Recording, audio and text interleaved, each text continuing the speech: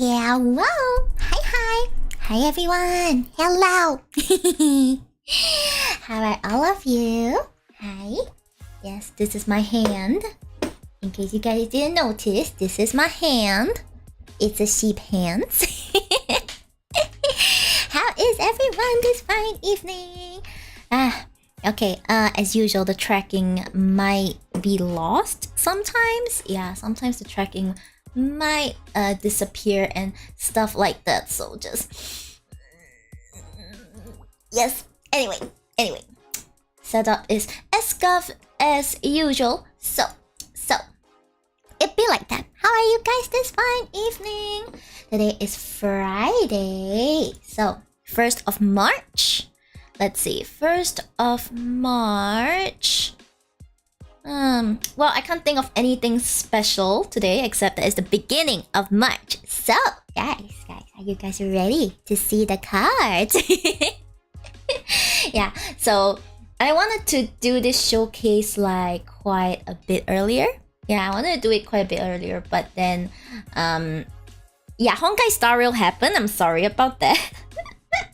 I had to tell myself, no, girl, you have to calm down on the Honkai Star Rail thing. You still have to do your tarot things, okay? You cannot just shove it aside because you want to play Honkai. And honestly, I have a duty, okay? I have a duty. Hi, Alfie! Gacha Gamba! Thank you so much. I'm not sure if I'll be able to pull for Sparkle by the end of the event period, but we'll have to see how it goes. You wouldn't spend 1,000 on Honkai right now. What do you mean? I won't spend 1,000 on Honkai? Like, what? No, I'm confused. I don't know what you're talking about, but yeah. So guys, today we are here to look at the new deck. Let's go. Okay. Now see here. Okay, this is a Taiwanese deck, I believe. 小动物美食塔罗牌. Yeah, it's beautiful. Okay, as you can see, this is one of the reasons why I got this deck, because it has a Shiba on it, and it's about food, and it has a cute bunny as well. But mostly it's because of the Shiba. Okay, it's because of the Shiba. Yeah, this one I admit. This one I absolutely admit. Okay, wait, where do I put the box? I can put the box somewhere here. All right. This is the bag. Okay, this is the bag. It seems like it's a custom bag. This one feels like it will flake off, but like, hey, it's a free bag. It's a free bag for the deck, I think. I don't think I can fit the box inside, but I can definitely fit the deck inside, so there's that. Not sure. Was it put in this way or that way? I cannot remember. Anyway. Anyway, Ophi, I hope you've been doing fine tonight. Yeah, because today was a bit uneventful. I was kind of like, well, I woke up earlier today, surprisingly. I know my sleep schedule has been shit lately, so it's my waking up time and my sleeping time has been rather atrocious. That one I have to admit. Yeah. Ta-da! Yes. Look at these, they're so cute. Okay.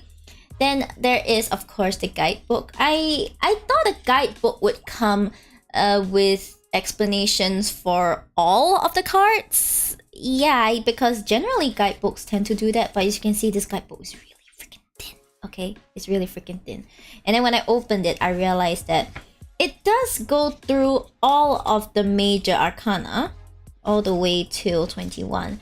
But as for the rest of the minor arcana, the artist only touches on very select cards, I guess. She only touches on very select cards, so it becomes something like yep, I'm gonna have to depend on my own knowledge of my own knowledge of the Rider Waite deck. Yeah. This is essentially, we wouldn't call these types a clone. Clone decks are closer to stuff like my Blue Dreams Tarot, because that is a clone, but this one's not really a clone. Yeah, it's a bit hard to kind of like wrap my mind around it. Your way. Hi, Rapid. Hello. Thank you for joining us. Hey. Yeah. So, of course, I kind of already see. Oh, what's this? From the heart, delicious food is everywhere. Animal and food tarot by Maruko. Yeah, this is so cool. Let's see. All right. That's the back as well. Oh, so there are 80 cards. I think because they have two special cards. There are two special cards at the back. It has foil stamping and stuff. Made in Taiwan. Hey, so if you guys like this deck, you can check them out. Yeah. Hi, Tuya. Hello. Good evening. Good evening. Good evening. Where else can I put the box? I did not plan for a place to put the box. So guys, time for the flip through. The flip through. So I guess I will just like do this. Is this how people do flip throughs? I should have watched a flip through before I tried doing my own, but it's okay. Ta-da! Okay. You guys can see, right? Okay, this is 0. I will just I'll just do this, alright? I'll just keep going to the side. So this is the Fool. You can see the porcupine. There are 2 porcupines, but mostly it's the carefree look on the porcupine. Yeah, these have beautiful foil details. There. Yeah, look at the shine. Look at the glorious shine. It's beautiful, okay? So the Fool is number 0. Okay, the Fool is number 0. And this is basically, you look at the carefree, you know, all your worldly belongings in a single bag right here. Okay, in a single bag right here. You're ready to go off into the unknown. You have very beautiful pancakes, but like ready to go off into the unknown. Okay. Let's see. Okay, maybe this is not a bad idea. This was not a good idea at all. Something like that. Okay. But if I do it like this, then the reflection kind of like ruins it. Okay. Let's see. All right. So the back, let's just take a good look at the back. I like how symmetrical it is. It's beautiful. Okay.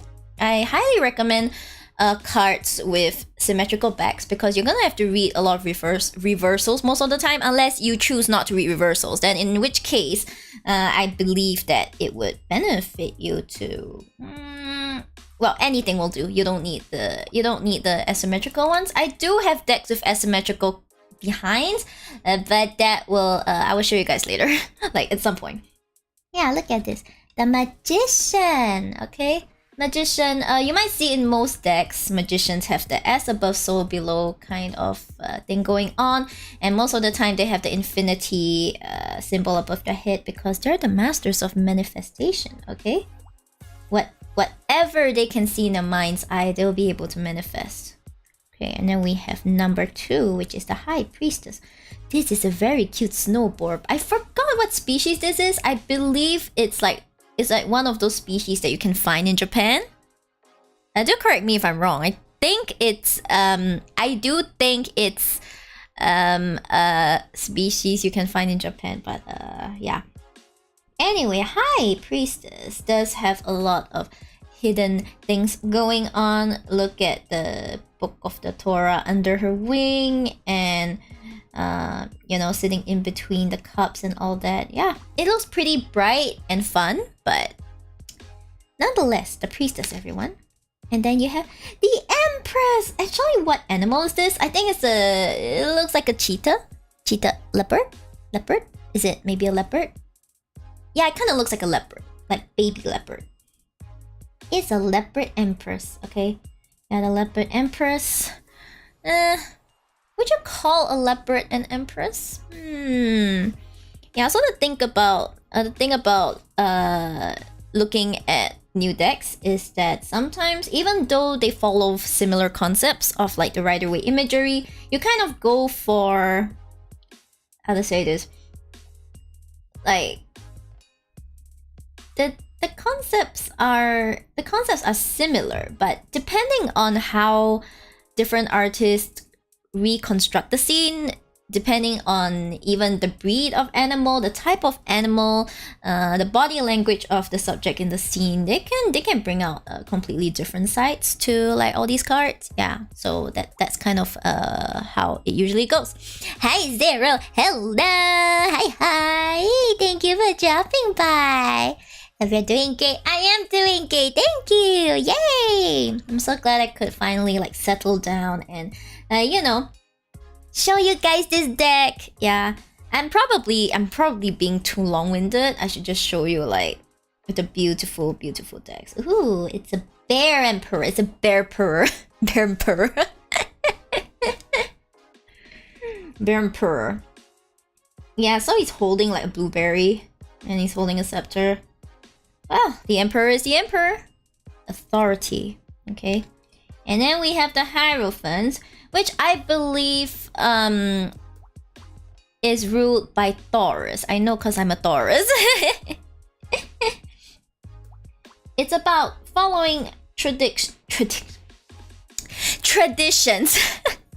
I can't word it out. It's about following traditions, you know?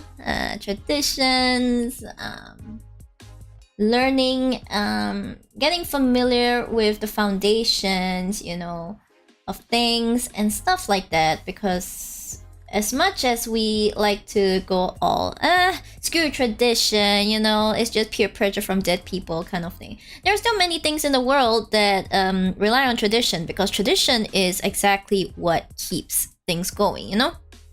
So that's the card of it.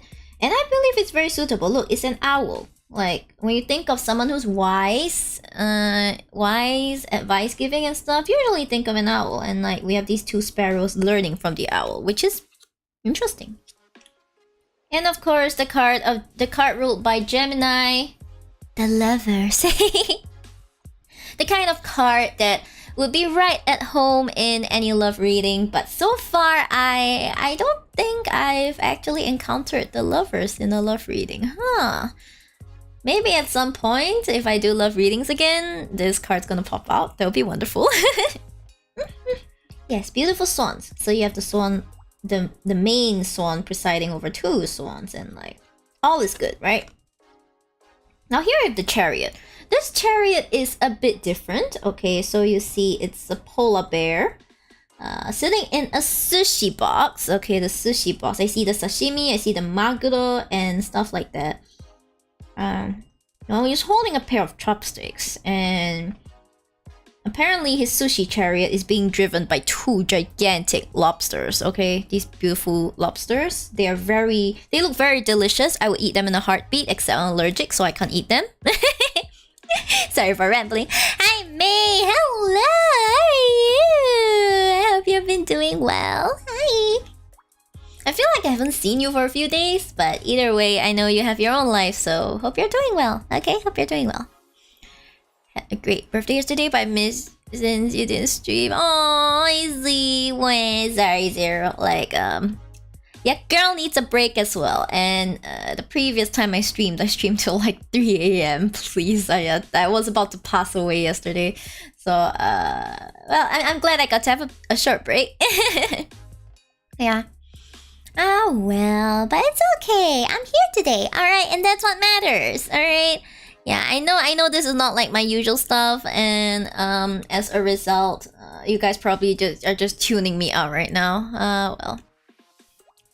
Been sick, so can't be on stream most of the time. Still a little sick of the itchy throat. Itchy throat? Oh no, me! Please eat some lozenges and like drink lots of pipakao and, you know, rest a lot. Yeah, drink lots of water, okay? Drink until you keep peeing, yeah. 3 a.m. Honkai Star Rail does that to you. Right, Rabbit, why are you surprised? I mean, mostly it was because Kiko was with me, so I wanted to milk her for every bit of info I could before she went off. And well, the both of us are kind of like night owls, so it's just... being awake at that time is not shocking, but being... but streaming at that time is pretty shocking, so...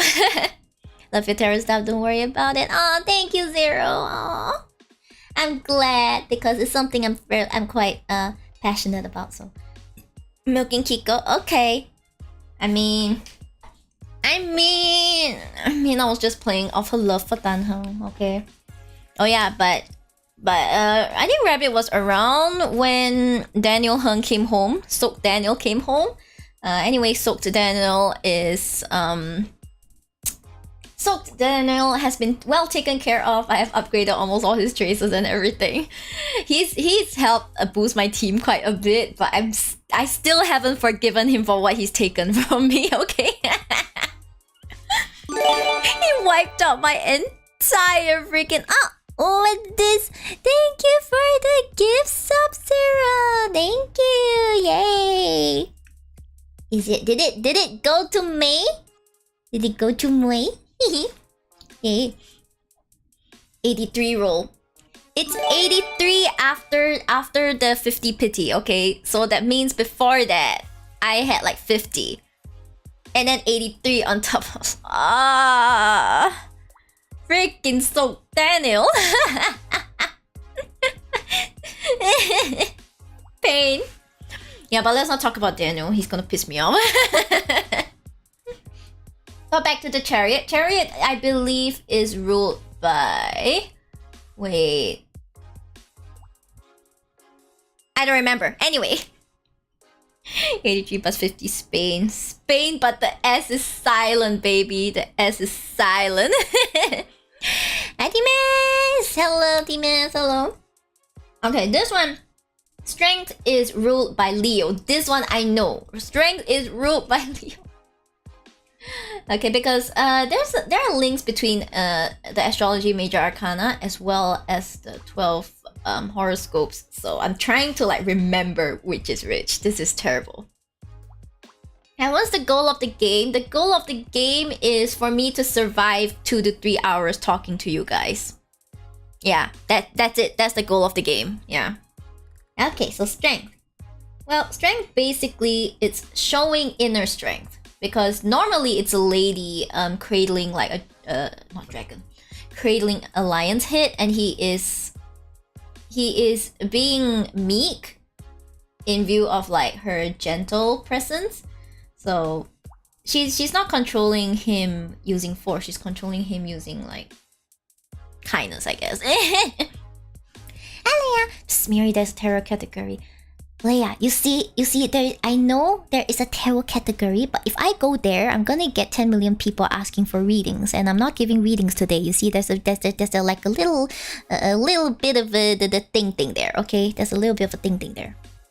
Cradling a Danheng. I said lion. I know I almost said dragon, but lion.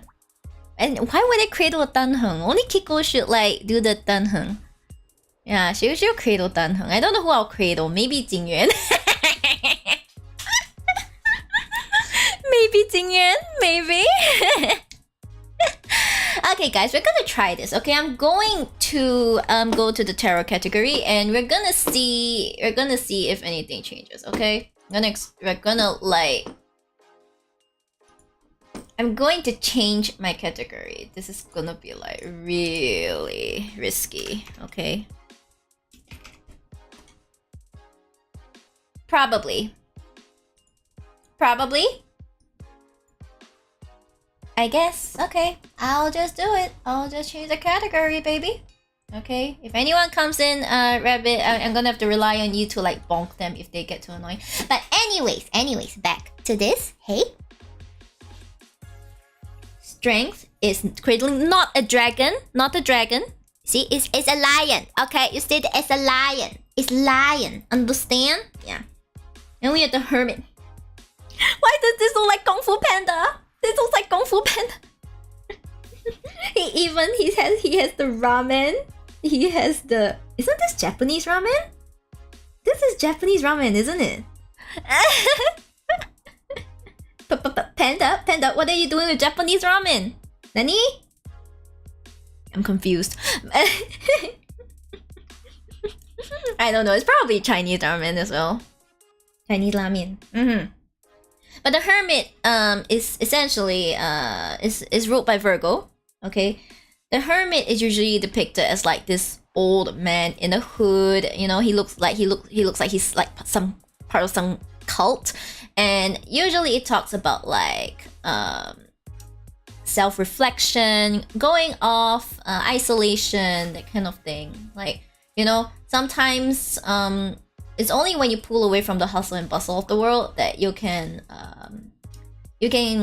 come to some self-actualization. At least I think that's kind of it. Hi Nanayo, hello, hi.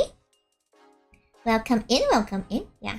So I don't know, pandas don't seem very hermit-like to me. But I guess if he's eating his ramen on his own and he has a lantern of enlightenment somewhere here, I guess he is getting somewhere on his enlightenment journey. I don't think I can do much with one hand at the moment. Rabbit what? Are you okay, Rabbit? You okay? And then we have the Wheel of Fortune. Most illustrations, as you can see, don't really deviate a lot from the standard Wheel of Fortune. Like, even in the Rider-Waite decks, it looks something like this. They just kind of like turn it into like a pie, a pretty pie and stuff. But generally, you will see these 4 animals. You will see like 4 animals. Some decks depict like 4 different elements. Yeah, some of them depict 4 different elements right here. Because the Wheel of Fortune is essentially about cycles, okay? It's about cycles. I'm doing dialysis at the moment. Ah, I see, Rabbit. Please take care. I know dialysis is probably something you're used to, but do take care either way, okay? It's never fun. Ah, hydrate. Thanks for the hydrate, Kodachi. Yay! I've placed my water bottle differently so you guys won't see me reach for it.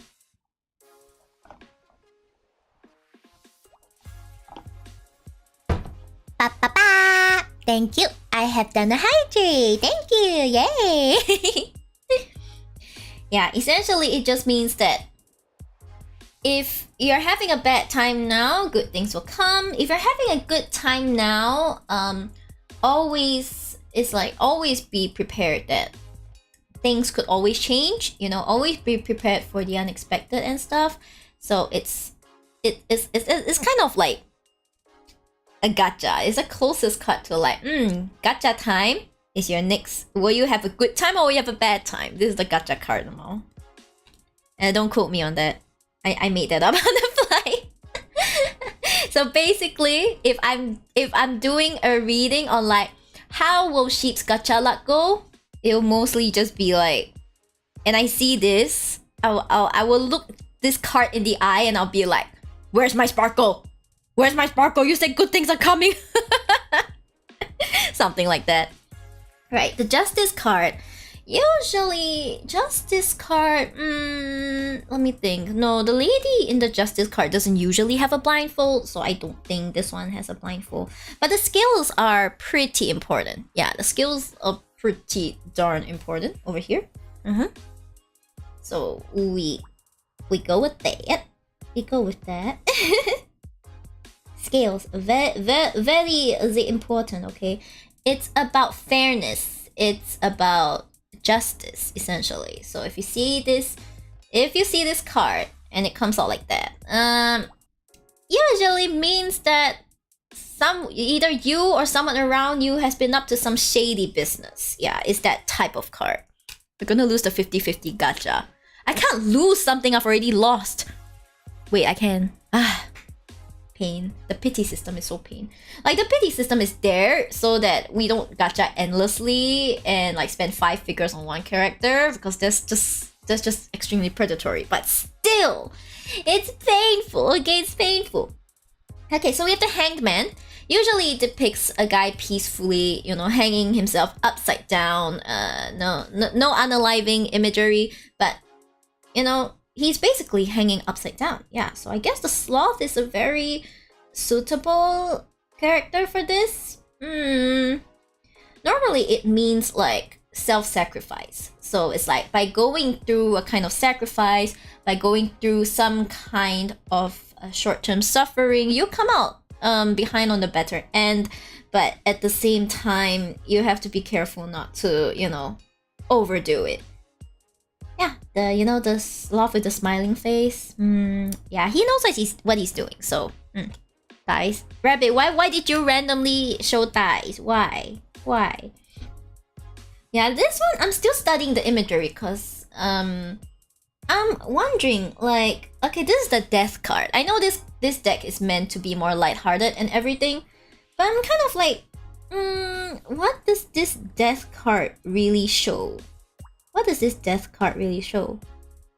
I mean, in the original one, we do have a death's skeleton riding in, and then we have like the priest who is. Then we have the priest who, it's like trying to be like, oh no, don't come further, something like that. Sorry, I burped. Yeah, it's something like that. But then, welcome to the Shibdom Morphman. Welcome. Hey, I always welcome people to the Shibdom. Yay! Hope you're enjoying my content right now. Okay, yeah. So this doesn't seem that dark, but in terms of like renewal and some kind, okay, it's not really renewal. This deck is not really renewal, but it does give some kind of hope of revival. For those of you who have come to my reading sessions, you would know that frequently death means the death of something, like your old self, before the new things can come in. So, I'll have to work a bit harder to interpret this one.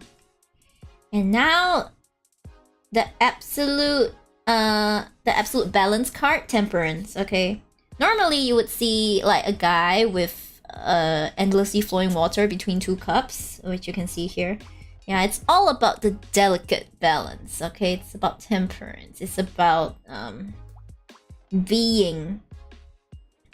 It's like perfectly balanced as all things should be. Yeah, if I could have a card that that kind of like, if there was a card to describe that quote, this is perfectly balanced as all things should be. Look at this. Look at this rabbit. See? As long as you master the balancing act of the temperance, then everything will be okay. But if you do one misstep, then the cups will come crashing down. That's kind of like what they're going for, you know? Hey, and then we have the devil. This actually doesn't look that ominous. Normally the devil is a lot more ominous, but devil does but the devil does touch on stuff like heavy topics like addiction, obsession, depravity, and that kind of thing. So what I can see is, I suppose, the sin of gluttony in here. You can see like the chipmunks, they're eating a lot. Like there's gluttony, there is greed, and I guess it's the kind of card that is like you are prey to your own obsessions and addictions, which isn't too good. Yeah, I believe this card is ruled by Capricorn. Yeah, Capricorn is the devil, but it doesn't mean that they're actual devils. Okay, don't think that. It's just that certain cards are ruled by certain horoscopes. And guys, look, this is like one of my favorite cards in this deck. Can you tell why? You see, it's a matchup perfect. It's a matchup perfect. And then there are two little Shibas. There's two Shibas. Look at it. Isn't this the cutest tower card you've ever seen? Oh my god. Oh, adorable. Yeah. Trying to control myself. Most people won't be happy to see the tower card, myself included, but this is the most adorable tower card I've ever seen. Addiction, but I have to wheel for my gacha daddies. How about you wheel for Shib? How about you wheel for Shib so that Shib can wheel for gacha daddies? You know what I mean? Oh man, it's like, you know, I'm so torn because in the current banner, I really want Jingyuan. I really want Jingyuan.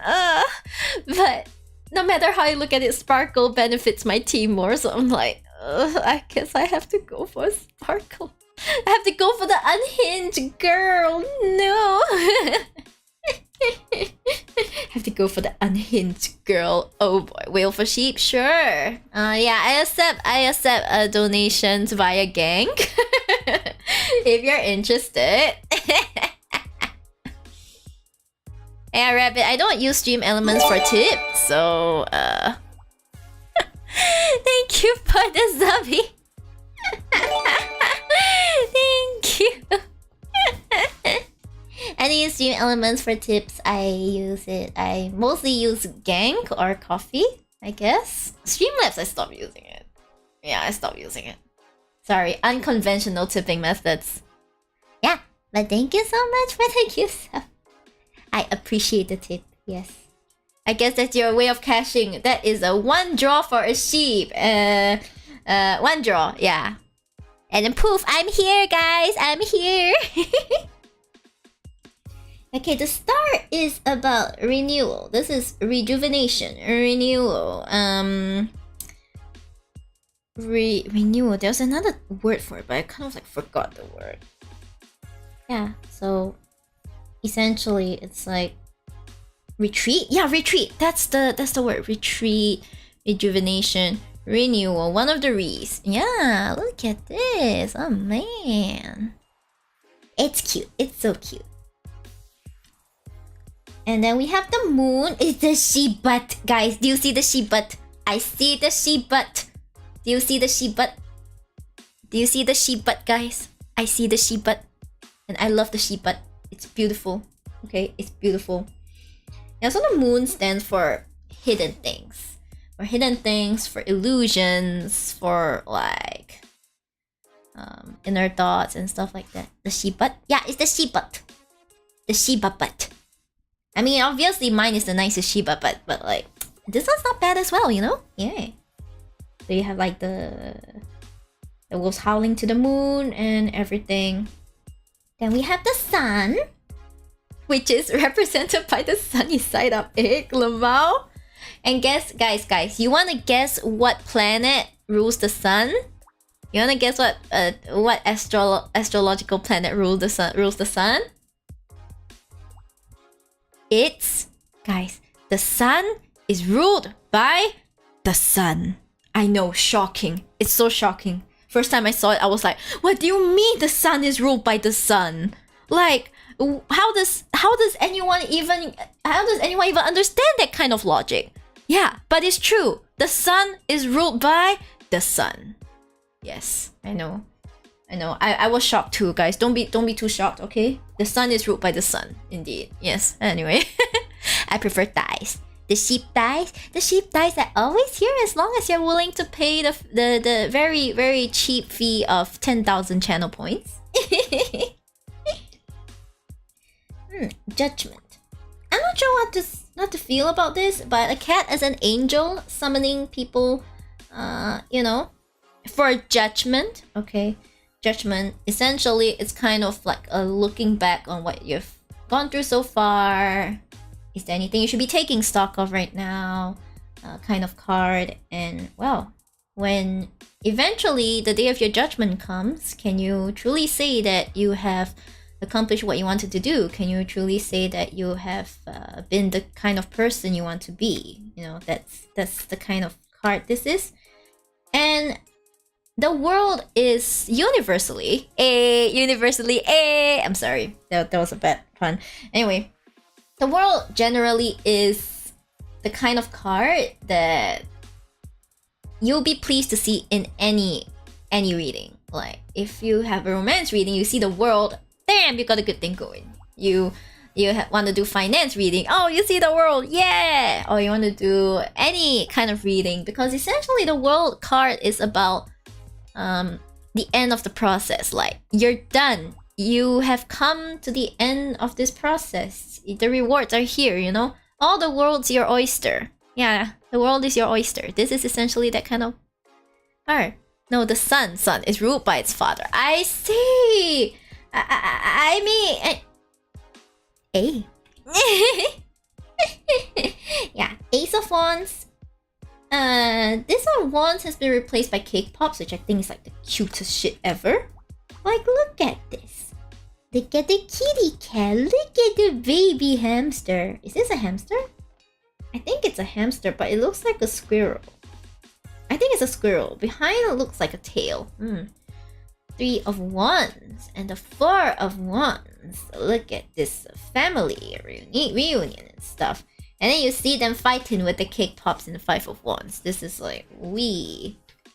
6 of Wands of victory. 6 Seven of Wands is a big bad wolf just trying to smack you down. Yeah, just trying to smack you. No worries. Eight of Wands. Normally, these lines will go upwards, but for artistic, I guess, some artistic, with some artistic liberty, the artist kind of like went with the speed of them falling out of the container instead. But yeah, fast moving action, fast action. Oh, I didn't know you knew voice. Look at this poor meerkat. Okay, he works so hard and he's still burdened by how he feels he isn't good enough yet. Aww. Then we have the Ten of Wands, which is really an incredible burden, as you can see. And with the Page of Wands, it's a Shiba! It's another Shiba! Oh, hello, you are adorable. I love you so much. Yeah, we have the Shiba. Yay! And then we have the Knight of Wands. Knight of Wands is essentially court cards, which is like, there are 16 court cards. So we have 4 from each suit. Yeah, they go by the very traditional name. So that was the Page, this is the Knight, this is the Queen. The Queen. So essentially it's like abundance of creative energy and stuff like that.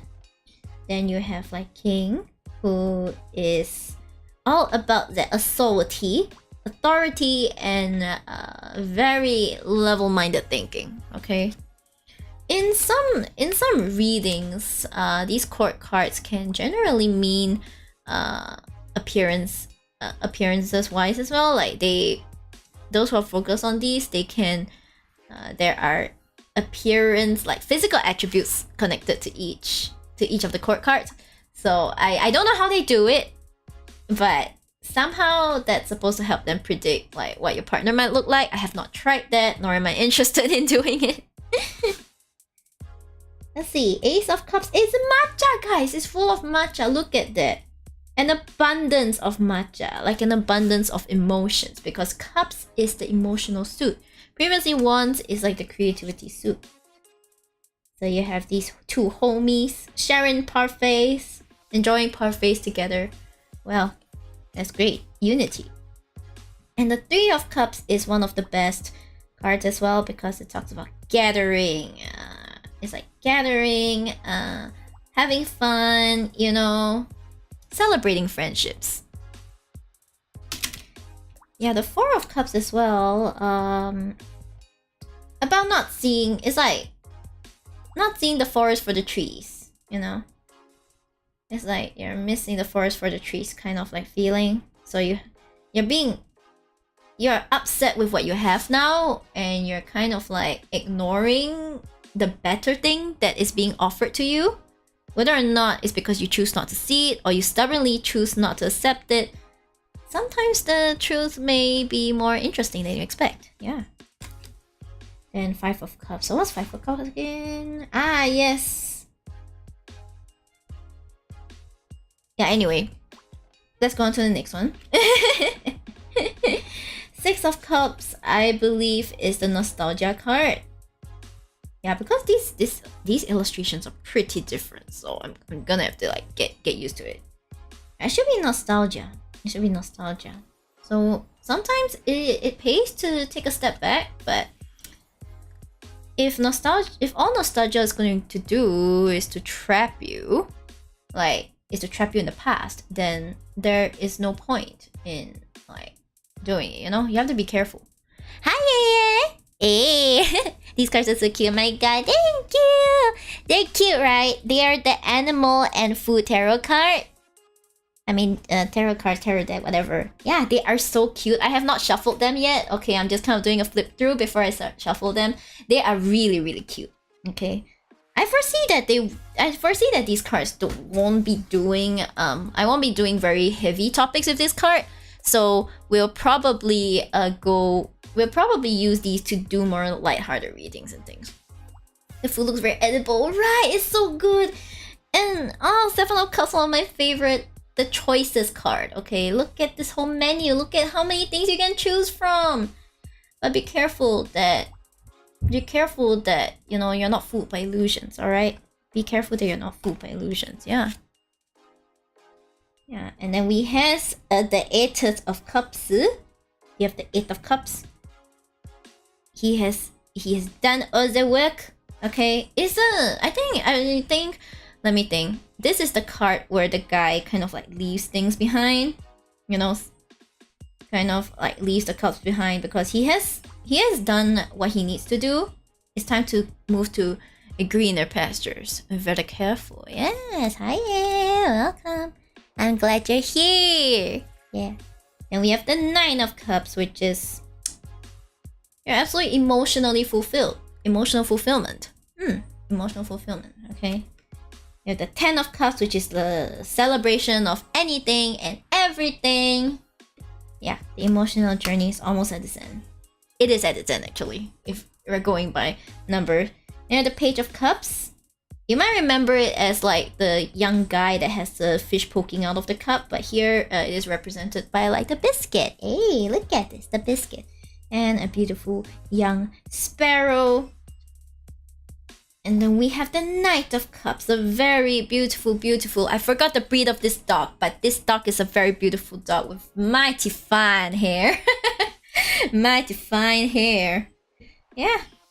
This is a sensitive knight, okay? This is a sensitive knight, ready to dive in, get things done. Yeah. And then the Queen of Cups. Generally, queens talk about the divine feminine energy, in general feminine energy. So stuff like inner reflection. Yeah. Oh, welcome to Shibdom Hetero. Welcome. Yeah. So we have all the gentlemen, distinguished gentlemen. That's right. Yeah. So when we have the queen, which is interesting that they chose a raccoon to represent the queen, but it is interesting that they chose like raccoon to represent the queen, because I don't know, when I think of a queen, I don't think of a raccoon. Actually. Yeah, I don't think of a raccoon at all. It's just so weird, yeah.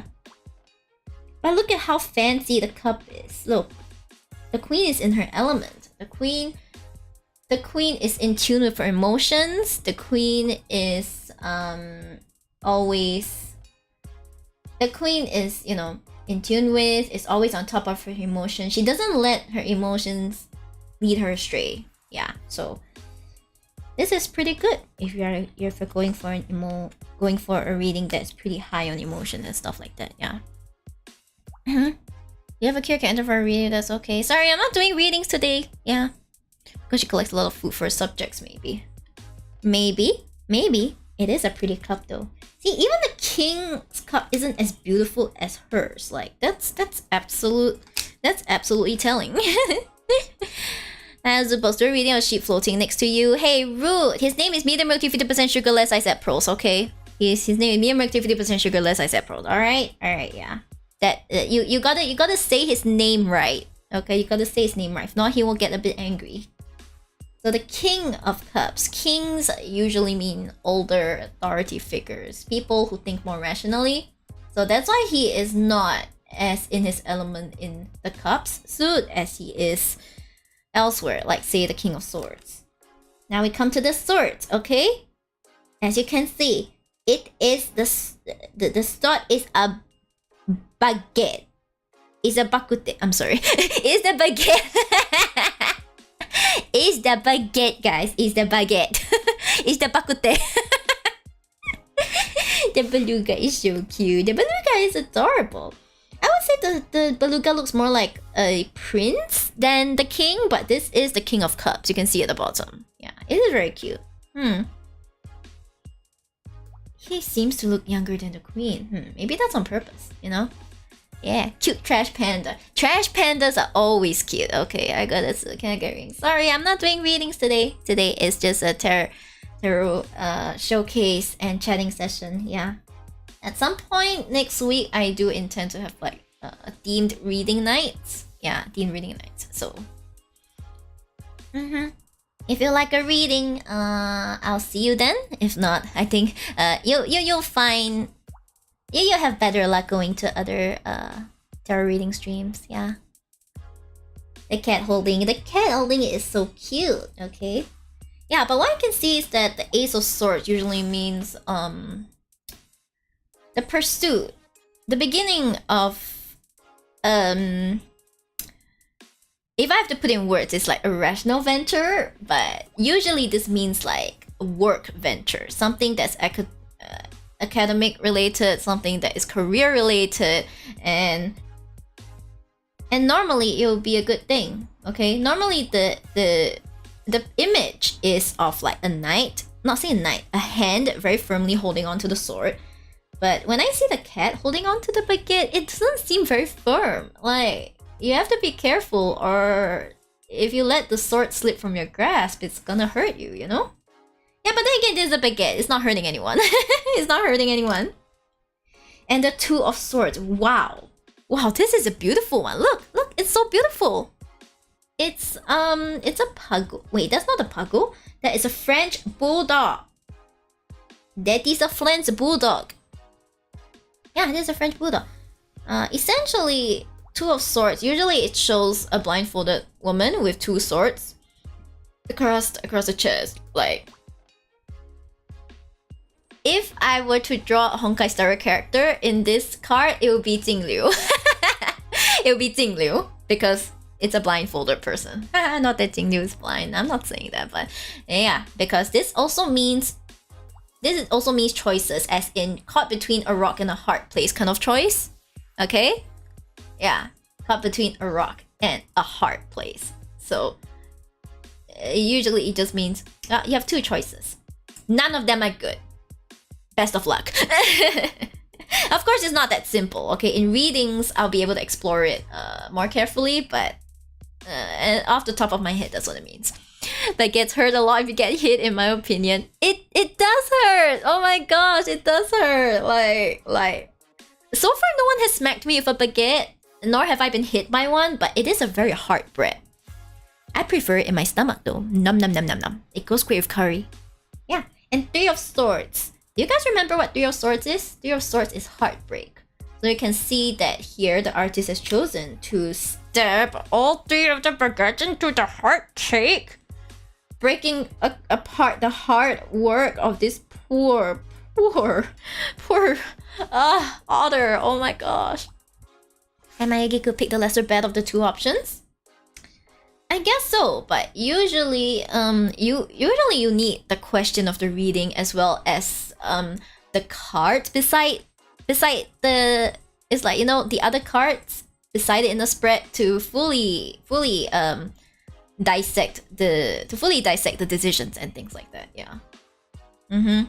So that's the thing with tarot, because yeah, I pull out a card. The card means this, but you only really get the full extent of the card meanings when you how to say this?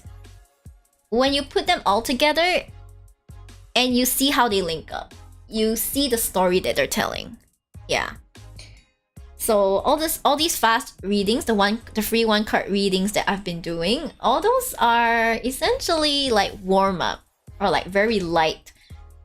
It's like very light touch. I just go like, yep, so this is your situation now. This is, I guess, what you could do. Yeah. And my pup is watching you, so I'm always open to new pupple fans. Thank you. The small pups. The small Shib is outside my room now, so I can't see what his face is like, but he's been extra like bleh today, so I could like pet him.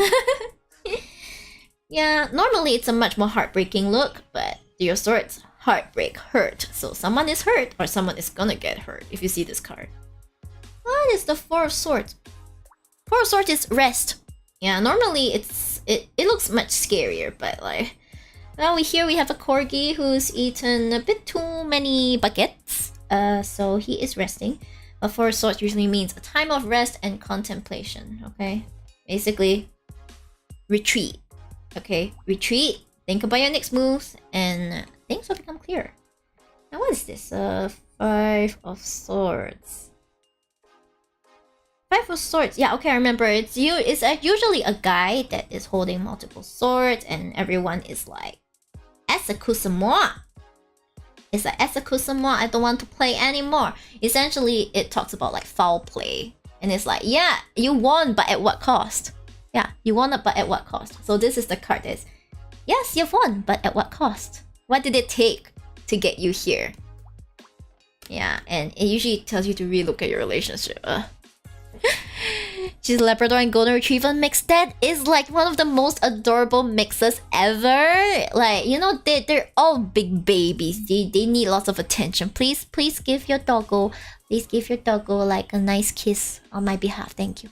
Eaten too much bakute. Yeah, too much the bakute. That's why he is fat. He's fat and resting. This almost looks like my doggo, except my doggo's a Shiba, so... Looks like I tried to take more than he could handle. Yeah. And you have the Six of Swords. What even was the Six of Swords again? Six of Swords. Yeah, I think this image is very different. I can't recall what exactly the Six of Swords is. Yeah. Never mind. Seven of Swords. As you can see, this wolf is pretty sly. Essentially, it's like trickery and deceit. Because, you know, if you have like... If you're carrying this many bakutes, then like they... Clearly you have... You're up to no good. Okay, you're up to no good.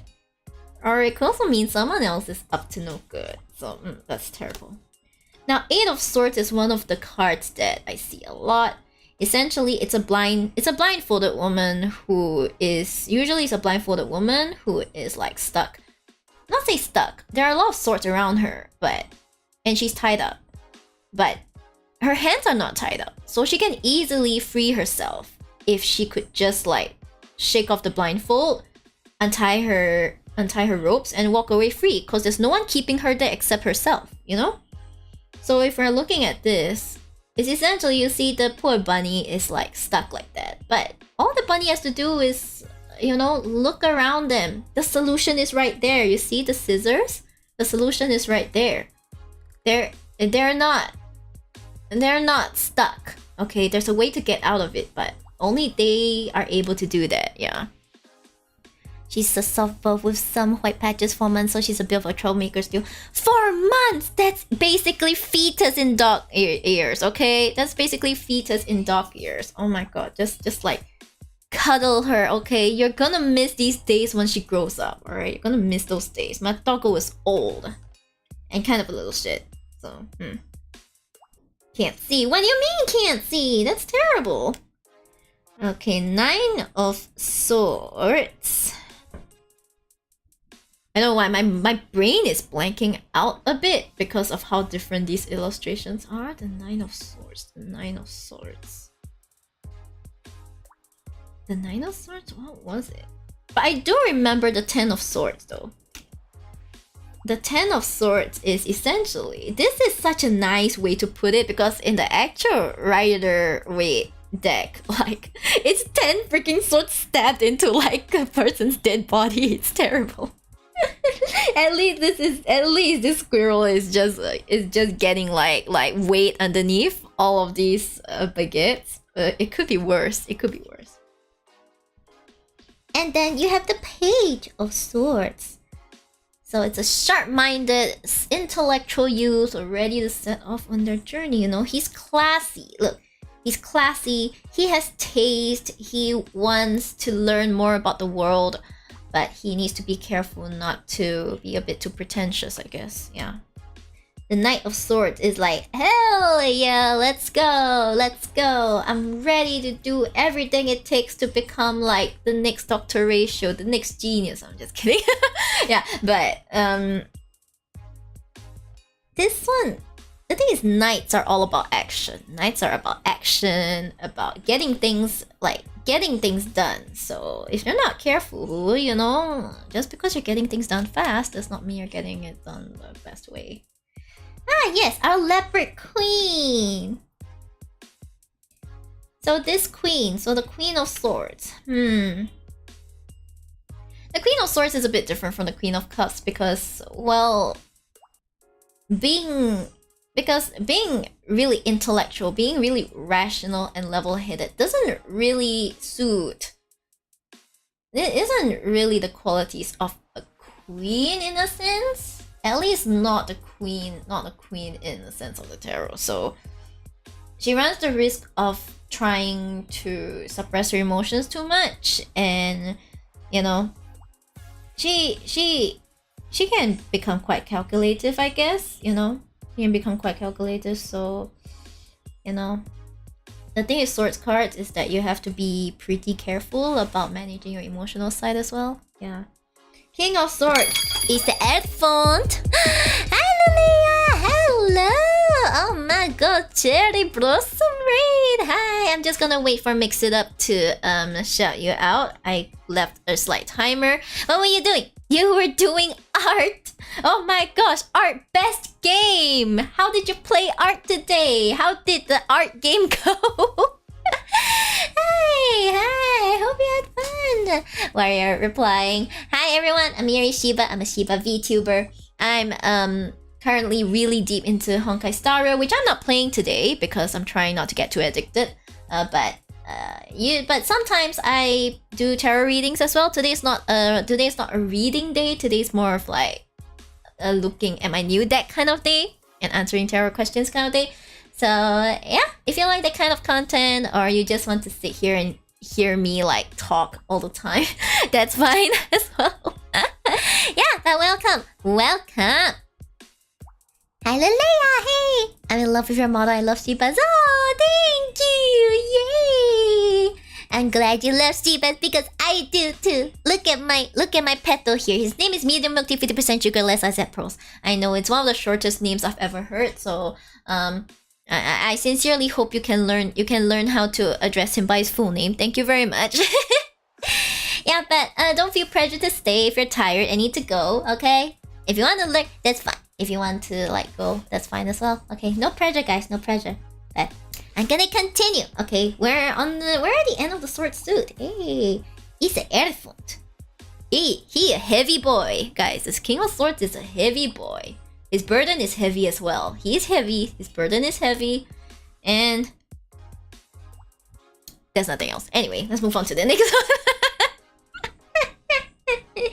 Let's move on to the next one. I can't give readings anyway because this deck is not shuffled. It's in order. Yeah, it's in order. And shuffling is a bit troublesome. So yeah.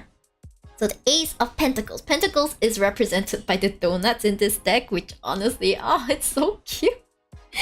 It's a donut. It's a cute donut. I can't stay, but I'll leave you my lurk and maybe come back later. No problem, Leia. Thank you. You don't have to, but I appreciate it. Alright, go do your thing. Go do your thing. Thank you. Thank you for sharing your community with me. It's my honor. It's my honor. Ace of Pentacles.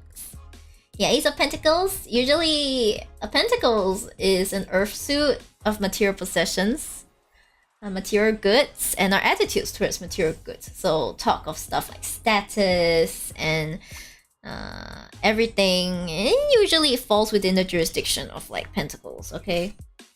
Yeah, this is a bit similar to Temperance. Basically, it's a balancing act. It's a balancing act of your money. Okay, guys. So this, basically, if you see this card, it's telling you not to pull for Sparkle, okay? Sparkle is going to eat up all your money. It's going to throw your balance out of whack. So do not pull for Sparkle. I say as I intend to pull for Sparkle. Okay, you don't always have to listen to the cards. Yeah, that's the important lesson, okay? Have a good stream. Thank you, Leia. I'll do my best. And then the Three of Pentacles. The Three of Pentacles is about... I believe it's about apprenticeship. Yeah. So you can see you have the teacher there being like, okay, according to the cookbook, you got to fry the donut for like 15 minutes. I'm just kidding. Don't fry your donuts for 15 minutes. They're gonna burn. I think they're doing deep fried. You know, the deep fried sugar donuts. That looks yummy. Yeah, deep fried sugar donuts. So it's essentially like students learning from a master. Yeah, students learning from a master. So if you see this card, it's kind of like, yeah, you've still got lots more to work on. Apprenticeships. Yeah, if I get apprentices, they'll be doing the apprenticeships. Their job description, apprenticeship. You're right. Four of Pentacles, you might remember it as this guy who's kind of like clinging on to all of these coins. So upright, it usually means good because it means that you are frugal, you're resourceful, you know when to be careful with your money and stuff. But if you see it upside down, then it's the kind of card. It's the kind of card that is like, yeah, you know, maybe you've been a bit stingy. You've been a bit stingy, so you need to let loose a bit. Five of Pentacles is about... It's about the poverty. I'm sorry, this is not a good card. It's kind of like about poverty, about like, you know, lack of money and stuff. So it's one of those cards that demand a bit of caution, I guess. It's like caution. So far, I haven't really had it come out in like reading in this context, so I have lots more to learn. Apprenticeship should be the name of your cult followers. You know, Zero, you have an absolutely good point. Actually, you're right. I should think about that. Hi Nakayama, Cherry Blossom Raid, a bit late. No problem. Late rate messages are still welcome. Hello Nakayama, hello. Thank you for following the raid. Yay, I know not everyone does that, so I really appreciate everyone who follows the raid. Hi. Yeah. Is that Iron Mouse's emote? That's so cute! Yay! Six of Pentacles, I believe, is about charity. Yeah, it's about charity. It's about give money. Okay, it's about give money to people who need it more than you. What is Seven of Pentacles again? It's like... Seven of Pentacles is... Yeah, the Pentacles get a bit... You can see that the Pentacles kind of get a bit muddled. Muddled here and there. So I'm just gonna show the illustration. Yeah, today my brain fart keeps happening, so I'm going to do my best. Eight of Pentacles. The Nine of Pentacles. And the Ten of Pentacles. Oh, look at them. So you can see like the process of like a donut shop. They may all be different, you see. You see, it seems like he's perfecting the donut. He's perfecting the icing on the donut. This one is perfecting the store setup. And this one is perfecting, not say perfecting anything. Everything's already perfect, you know? Everyone's just sharing. It's about family. It's about prosperity. Like, you've come this far. Everything is good, yeah. So you can see the cards usually tell a story. So you have to be able to see the story. Of course, them coming out exactly like this in a reading is very rare, so you still have to learn how to connect the cards, no matter what cards come out. Okay, the Page of Pentacles. Page of Pentacles is a cute little lamb. Wait, it's not a lamb, it's a sheep. Not sheep as in short for Shiba, but an actual meh sheep. It's just me. Yep, so... You see, the sheep is looking at the donut, and it's like, oh boy, I'm ready to go out into the world and learn about coin. What are material goods? What is status? You know, they're still learning. And then Knight of Pentacles is the kind of, I'm gonna go out and I'm gonna go get that bag. Okay, so as a knight, I suppose the risk you run is you get a bit too obsessed with the monies, you know, get a bit too obsessed with the monies because you're still young. And then we have the Queen of Pentacles, Queen of material goods, you know. Yeah, so in her element, the Queen of Pentacles is generous.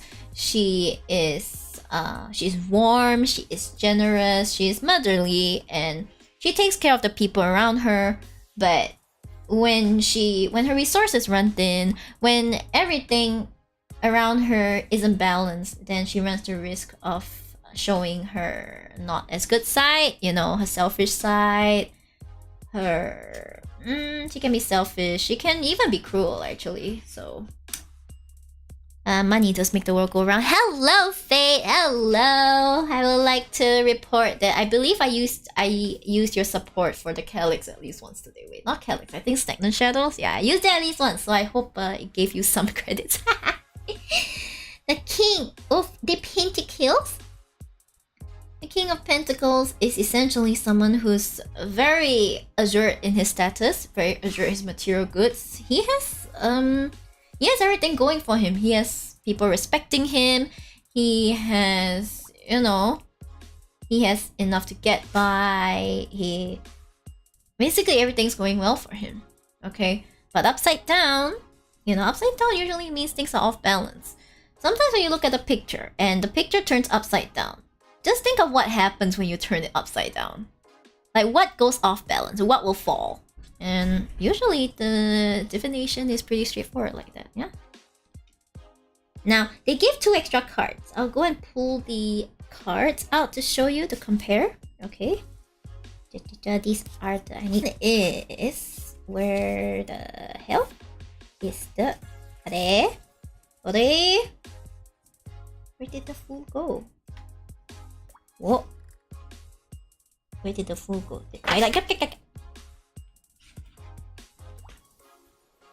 Oh, magician, sorry. He's a magician. Wait, where did the fool? Did I pull out the fool without looking? Maybe I am the fool. Wait, this is the magician? Where did the fool go? Where did the fool go? Did it disappear right in front of me? Oh, jeez. Well then, guys. I guess this deck is unusable. For real though, where is it? Never mind. I'll find it later. Where is the Empress? Okay, we have the Empress. So, there's like the different cards. This is Empress. Shibs is the Fool. Why do I need the Fool card when I am the Fool? Am I right? Subs. Chariot. Yeah, see, there are different ones. The Chariot. So we have the Empress. This is the original one, and this is the original one. Ta-da! Look at them. Where is it? Where is it? Where did it go? Where did it go? Ah, hello, baby. Hi, the small Shibs has joined us. Hi, baby. Ah, hello, baby. No, seriously, where did it go? Ah, never mind. I'll look through the whole deck again. You guys can appreciate it while I'm like, where? 9 of pen, 8 of pen. Oh, the Fool is here. I found the Fool, which is rich because I thought I am the Fool. 8, 9, 10 of Pentacles. 8, 9. How did it get this messed up? I am the Fool. Oh my god. Reminds me. Hi, Luna. Hello. Reminds you of the quote. You're not just a clown. You're the entire circus. Is that the quote? Hey, baby. Aww. You know when your dog comes into the room and you can smell your dog. Like to me, it's a very nice smell. So I'm just nice smell of the doggo.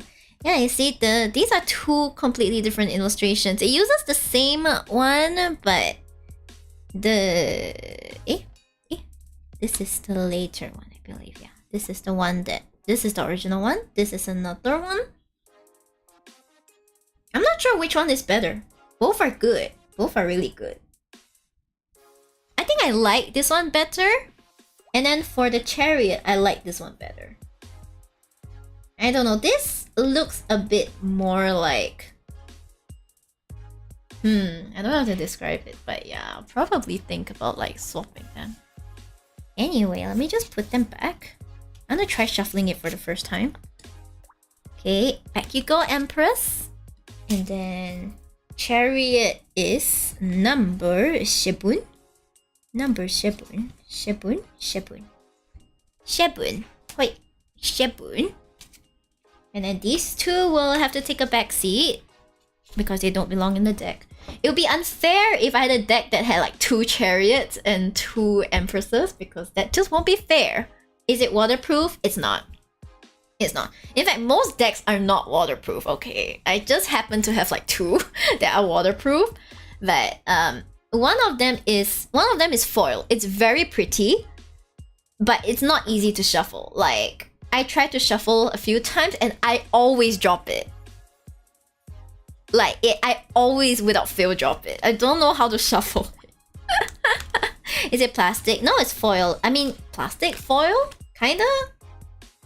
It's a foil, like I don't know how to explain it. It's like foil, pink foil. Like I was thinking of using it for the romance, for romance readings during Valentine's, but I was so afraid I would drop it. I was so afraid I would drop it on stream, and it's just not fun. Okay, so I decided to go with the decks that I could shuffle without dropping. Yeah, that's kind of it. Yeah, this one is gonna need a lot more shuffling than before because it's a brand new deck. If not, we might see some repeat shuffles, you know? Some repeat stuff going on. Doesn't mean I'm gonna do like... Doesn't mean I am going to do any readings though. Yeah, but you can see this is like... This is just paper. It's paper, see? It's just paper. And I can't bend this too much. Because I will cry. If the cards bend, I will cry, okay? Yeah, but lately, you might have seen Leonix, my fellow divination VTuber. She's currently streaming art now, I believe. Yeah, recently we decided to like get on the same shipment. Get another Studio Artemis shipment. The one that I got my Fortuna deck on. But I'm gonna get an Oracle deck this time. Shocking, I know. I've only been getting tarot cards. Like, why am I getting the Oracle deck? Yeah. Baka. So in theory I could print my own cards and print with glossy paper. Well, I wouldn't be able to use glossy paper just in case it doxes me though. I personally prefer matte cards. But yeah, you can technically do that. For the tarot card system, you can go for the Rider-Waite, is the most standard. But you can also go for an Oracle card where it can be anything. But Leia is more well versed with the Oracle card scene than me. I'm more into the tarot side. She's more into the Oracle card side. Yeah, she can use tarot, no problem. But it's a bit different. Yeah, so you could design your own cards. It doesn't really matter. Oh wow, this really does shuffle pretty well. Oh, it shuffles nice. It is on the slightly thin side though, I guess. It feels like, you know, like birthday cards kind of thickness. I would expect it to be a bit thicker, but it's good enough. It's good enough, it's tough enough, and it's smooth. It's smooth when I shuffle it. Yay! You see this? You see this? Can you hear the sound of the shuffling? This is like ASMR. Tarot card shuffling ASMR. Let's go, baby!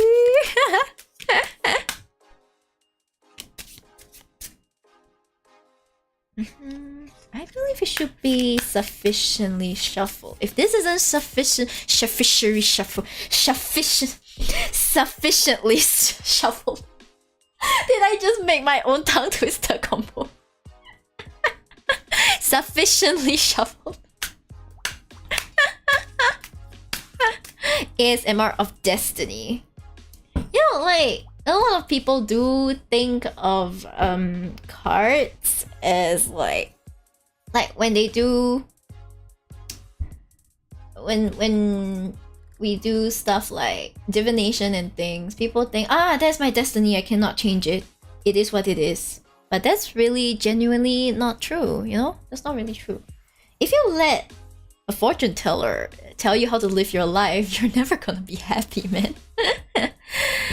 Hello, the best Miyori. Hi, Ruka! Lovely to see you! How are you? Now, let me see if I still have it.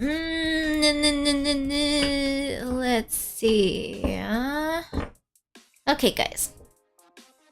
Should I kind of like walk you through the process of like a sample reading, maybe?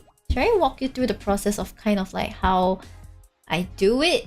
Or do you guys wanna see my Fortuna cards? Yeah, I know you guys have seen my Fortuna cards, but I don't believe I've done a full flip through of the Fortuna cards. Yeah, I have two cards. One of them does not show up so well in this lighting. One of them does. And the opal almond is actually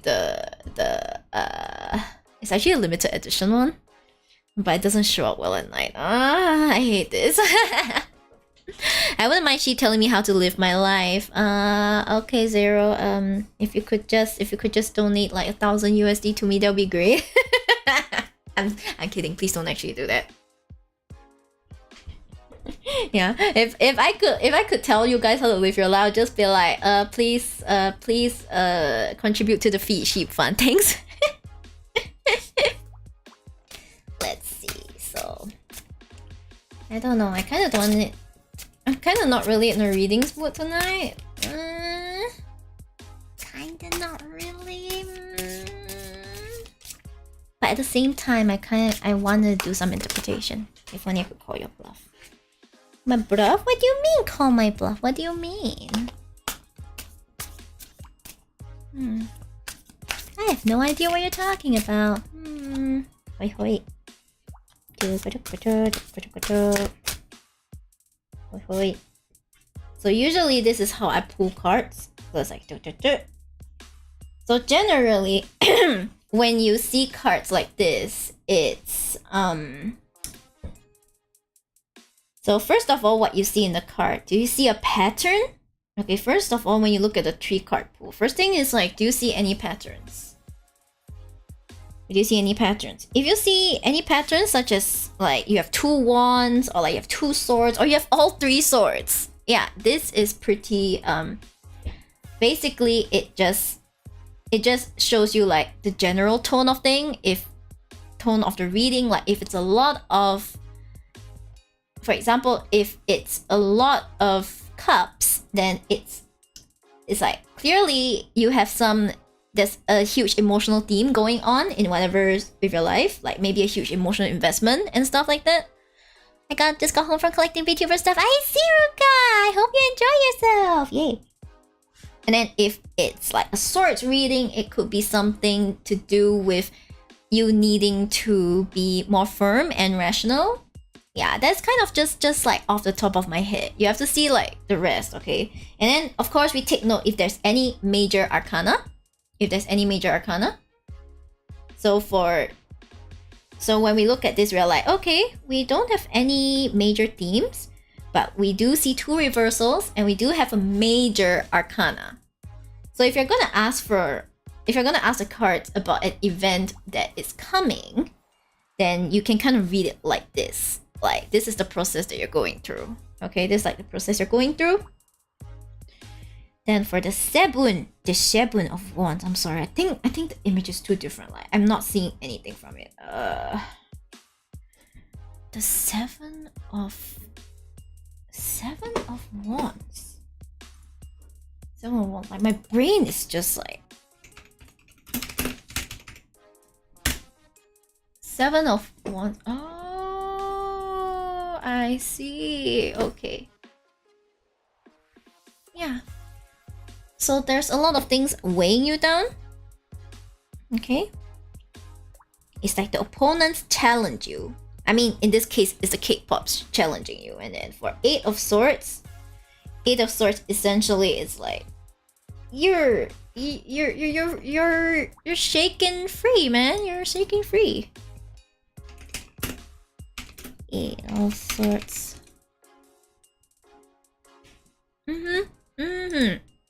So like upright. I'm gonna charge you for delivery. Thank you. I didn't notice, but apparently another one of my shipments arrived and my mom is like, I'm gonna have to charge you a delivery fee. And also, why do they keep arriving past 10 p.m. at night? Why are my Shopee purchases coming at past 10 p.m.? What is this? What is this? What?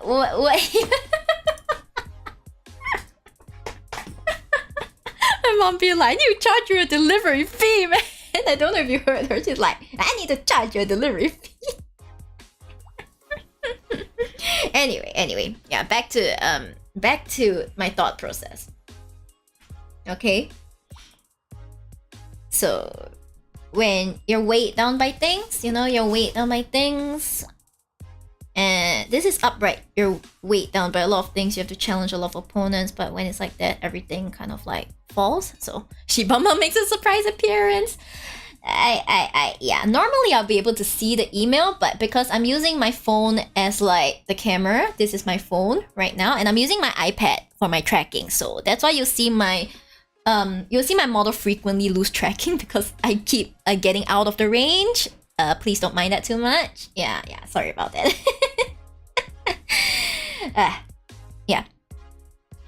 So then this is when you look at like the individual meanings of every single card. Usually you just put the deck aside for now because you don't really need it. Tight. Is it clean? Is it clean? Did I put it where it's clean? Yeah, I believe it's clean. Okay. It's clean. So well, I kind of just pulled this out. I kind of pulled this out, not out of my ass, okay? But I was kind of like vaguely just thinking like, what do I need to know or something? So 7 of Wands. Wands is a creative suit, okay?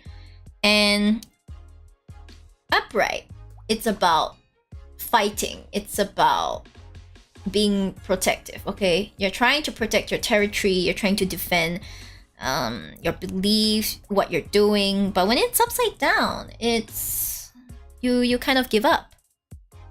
You kind of give up. Like the weapon drops out of your hands. You kind of give up, you know? And then for the 8 of Swords, the 8 of Swords is upright, you're tied up, but when you turn upside down, you are free. You're free. The ropes fall off you, okay? It's freedom. It's removing yourself from the situation, okay? Yeah, so what I'm seeing is that surrender, removing yourself from the situation, and the Hierophant, okay? Then the Hierophant, ruled by Taurus. I'm still learning astrology terms, okay? Astrology terms. Then the Major Arcana is the one you have to pay attention to. So after you go through this process of like giving up, freeing yourself from the situation, then you have the return to tradition. Okay, return to tradition. Now I know tradition tends to not hold very good connotations, but in some cases, what they really mean is that if you're planning to pursue something, you should pursue what has been tried and tested and seen to be successful. Okay? Basically, don't try to be reckless now. It's like they're like, homie, don't try to be reckless now, homie. Okay? Stick with tradition this time. Okay? Build your foundation in tradition. Okay? So if let's say this is a job reading, okay? If this reading was done if this was like someone asking me, how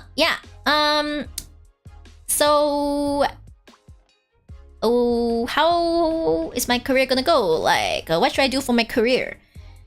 And this set comes out, stuff about like giving up, surrender, or like the lack of belief in yourself, or you know, being free from the situation and whatever, then return to tradition, maintain traditions, and that kind of thing.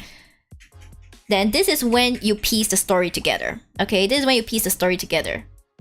Like, if these two hint at removing yourself from the situation, at letting go of what no longer serves you, and this one tells you to stick to tradition, basically it's telling you, hey, then this is when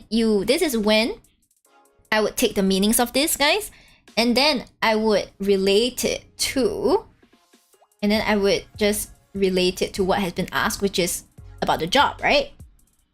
So it's like saying, so if I'm going off like a blind reading here, and someone's asking about the job, I'll be like, what I see is that it's probably, this person's probably having a tough time at the job. Because number one, if they were having a smooth time at the job, they won't be coming to me for a reading. That is number one, okay? So the job is turbulent, you know, most likely they're thinking of giving up. Most likely, they haven't been doing well at work, and as a result, they have begun to like lose belief in themselves. They're thinking of giving up on their job, and well, it seems like in this case, if we move on to the Eight of Swords, that they feel that they would get freedom. They would feel free if they were to leave the job. Like, leaving the job would free them, you know? Sometimes when you leave a job, it may not be the best thing for you, but sometimes all you want is to be free of the shackles that have, like, you know, tethered you down to a job that you don't like. Maybe it's the colleagues, maybe it's the boss, you know? And then for the Hierophant, excuse me. What I can see is that it's like, maybe you have ideas. Maybe you have some ideas you want to pursue. Maybe this is a time you have some crazy ideas like, oh my gosh, I want to be an entrepreneur. I want to be, I want to do something that is really wild and something. And then the Hierophant would drive the point home that maybe now is not the time, okay? Because let's say you quit your job, right? Let's say you quit your job, but the Hierophant would still advise that you stay true to traditional foundations, which most likely means, okay, find a stable job, okay, find a stable earning job, get your bearings together, and then only then do you think of like other things to really yes, baby. Okay, I think it's just my brother from next door knocking on the wall. Don't mind him. Yeah. And then it's only when you have like established, when you have proven that you can walk on this established traditional path and you've mastered it, that you can like move on to something more creative, something wilder, you know, like maybe a dream career or something. But ultimately, it seems it just is like, you see, this is the journey. This is the journey of how the reading happens, okay? So I don't know if you guys are seeing it, but it is a lot of work to be able to like piece the story together, to look at the cards, think of the situation, and kind of try to translate what the cards are trying to say back to whoever is asking for the reading, okay? This is the reason why. If I were to offer for 3-card readings and I did it for, say, like 20 people in a row, I think I'm gonna perish. I think I might actually perish if I'm not careful. Yeah, so basically, guys, I have just walked you through the process of how I do tarot readings, okay? And of course, if you really want to dive deep into it, I can even go further into stuff like the suits. I can go into suits like wands, you know? I can go into suits like swords. I can even go into the astrology such as how the Hierophant is ruled by Taurus. Like, you know, Taurus, stubborn, steadfast, really dislikes changes, but of course there are many other qualities that you can read into. And of course the numerology. So like 7 and 8, what's the, like, you know, when you think, what is the significance of a 7 and an 8 being shown together? Like individually, what does 7 mean? What does 8 mean? And how do you enhance the reading by bringing numerology in? So those are territories that I personally have not yet ventured into. So sorry, I don't have any masterful numerology analogies for you guys. I am still kind of like learning the horoscopes. Okay, I'm still learning the horoscopes, so you guys have to be patient with me. You gotta be patient. Oh my god, small sheep just laid on his side and he slept. Oh, he's so cute. He's under my table right now and he's sleeping. Oh, you little baby boy. Hi, baby. Hi. He's ignoring me as usual. Don't mind him. He's always ignoring me. Yes. Okay. So now that you guys know how to do a reading, maybe I should just let you guys do it then. Get yourself a tarot deck and then start doing your readings. Hey. Easy peasy, people. Easy peasy. Did you think that was easy? Or did you think that was like that's the reason people charge for readings. Sleepy sheep, yeah. Oh, and hi, Antori. I don't know. I don't recall if I said hi to you, but yeah. Hey. Yeah. So it's So I hope you can see what the thought processes that go into doing like a very basic reading. I mean, 3 cards is not super basic, but it is one of the like basics. I normally do 1 card because well, they take less effort. That's for 1. And number 2, because I'm trying to ration my energy, okay? Yeah. Hi, Big Deck. Hello, Terry. Can you read mine, please? I'm not doing readings today, sorry. I was just going through the process with an example reading, but I'm not doing readings today. If you want readings, I think you better look for a tarot reader, like elsewhere. Yeah, no worries. Yeah, no worries, yeah. I know sometimes you come here for clarity and stuff, but today I'm just kind of like sharing my decks and stuff. Maybe another time then, yeah, another time. Usually my readings are themed. Like I try to go, okay, this reading is just for like the next week and stuff. And things like that. It's mostly the streamline stuff, but yeah. So fancy. No, look, it's a Shiba! It's a Shiba just like me, okay? Wait, where's my tower card? Just when I need the tower card, I have shuffled the entire damn deck. Okay, let me just like, maybe I should find the tower card again. This is not going to be fun. Hi. Okay, Small Sheep has woken up and he's licking his paws. Small Sheep, please. Why are you washing your hands in my room? Okay. I'm gonna find a tower. I need to show you guys the cutest tower card I've ever seen. No, seriously, where's the tower? Where is the tower? Tower.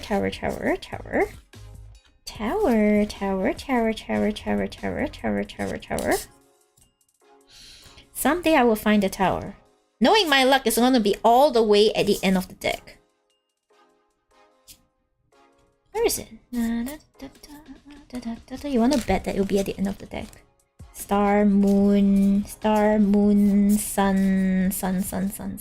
Guys, come on. I need the tower.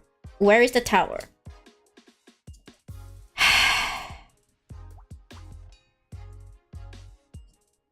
So, you know, you guys were talking about streamer luck on Honkai Star Rail. Yeah, I'm not someone with streamer luck. If anything, doing stuff on stream makes me lose luck like no one's business. Okay, it's not even funny at this point. Like, you see, it's near the end. Oh my gosh! But hey, look at this tower card. Look at this. Look at this, baby. Look at it. It's like a parfait, and there's 2 Shibas. There's 2 Shibas like stealing stuff from the falling parfait. Isn't it the cutest tower deck you've ever seen? Ah, it's so cute. Normally the tower card is very scary, but you know. Did someone knock on the door? Anyway, no one knocked on the door. Yeah, normally tower cards are very scary because, you know, destruction. I wouldn't say it's a suffering card, but like something in your life will be destroyed at some point, okay? And usually it's not a material thing that's being destroyed. Maybe it's a belief system. Maybe it's a foundation. Yeah. But this card makes it feel okay. Like everything will be okay. So maybe if I'm going to do a reading sometime next week, if I do choose to use this deck, I will probably tell people to go choose some lighter topics, like maybe puppy love topics, like, you know, crush and I don't know, just general what will my future hold kind of readings, because Like, can you imagine trying to use this deck and doing a super serious reading like what is a super serious reading?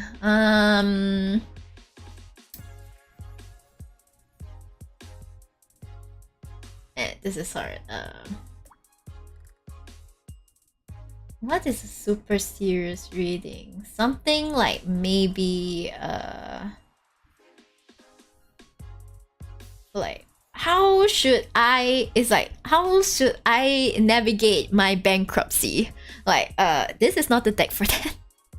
Like, of course, it's a very valid question that you could be asking a reader, and I'm more than willing to, I guess, like, as long as you don't take it as financial advice, the important thing about our ethics is that readers generally do not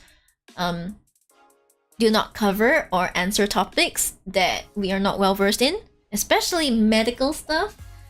I kind of don't want to get sued while I'm engaging in this, so that's kind of a bit of a that might be a bit of a spoil sport, but I wouldn't like to talk about stuff I'm not familiar with anyway.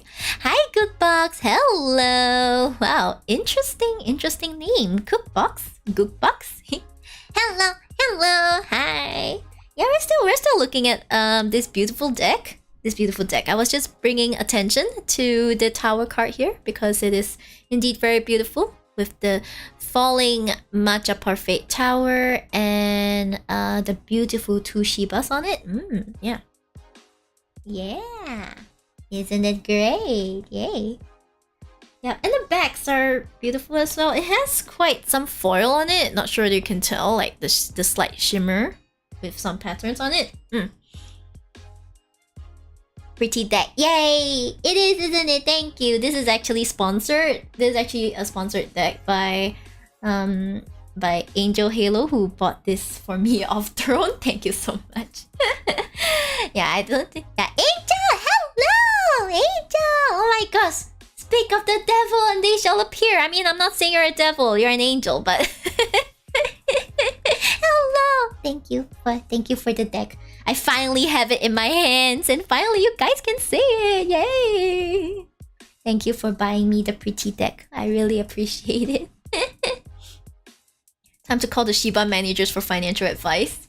You say managers, but my entire management team is called me, myself, and I. Yeah, there's only the 3 of us here. We're run pretty thin, so please do not ask me for financial advice. I am not financially trained, okay? I am also not medically trained. I'm also not psychologically trained. So do not ask me about the kind of stuff, alright? Yeah. Pretty tight-knit company. Exactly. You know, when you work with such a close group of people who all think the same way, naturally you'll be like, do we really need someone else? You know, you just go like, I could just do it, me, myself, and I. That's the dream team, guys. Yeah, that's a dream team. One person is also a team. Hello, Kylie, hello. One person is also a team. That's true. One person is also a team. You're right. One person can be a team. You can be like family of one. Does Tarot, how do I run faster for IPPT? I mean, technically could answer that, but it's one of those situations whereby I feel like it will just tell you what you already know. If you want tangible steps, you ask whoever does the testing, okay? You ask whoever you ask someone who regularly gets like gold for that. You don't ask the tarot cards. The tarot cards are just like, will probably tell you stuff like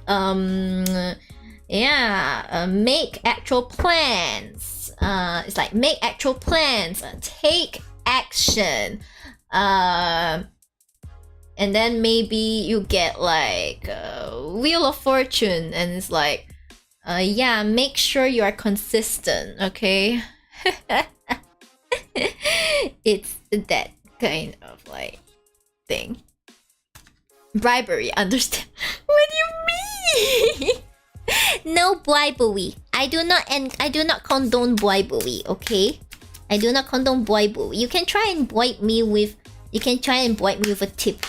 But it is not bribery, it is a tip. You understand? Yes. I just woke up to sipping Liberty in Helldivers 2 all night, so very groggy and will just be lurking. How's Helldivers 2? I heard recently like today, that there's been some controversy because some game developers are replacing their game titles and game pictures to those of Palworld and Helldivers 2, so a lot of people are getting scammed. Yeah, like Steam has their hands full trying to crack down on like the fake ones.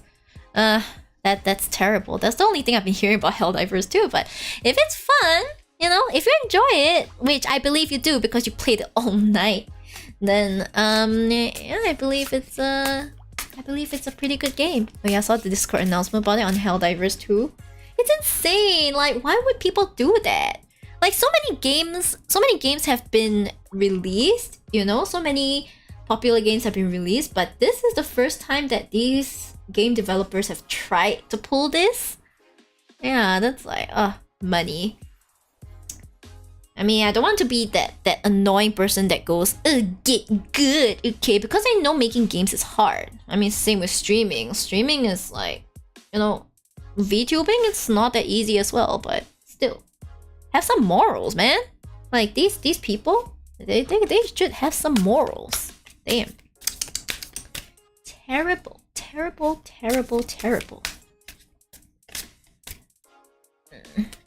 Yeah, I'm getting used to shuffling these cards. Yeah, they're quite smooth and things do fall out from time to time. Oh, what a beautiful card to fall out. The world. Do you know why the one that fell out is the world? It's because you guys are my world. You guys are my world.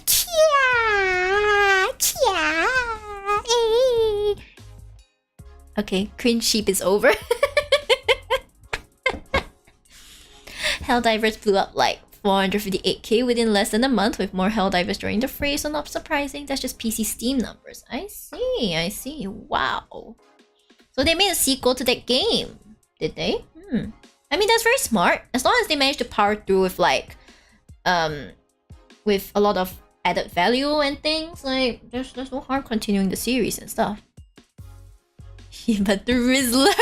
No, I want more cringe sheep. Oh no, but the what if you guys get parasocial? what if?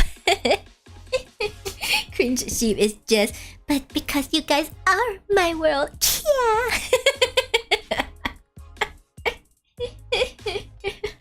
In before I start streaming, I'm just like, hey guys, welcome to my Guerrilla ASMR stream.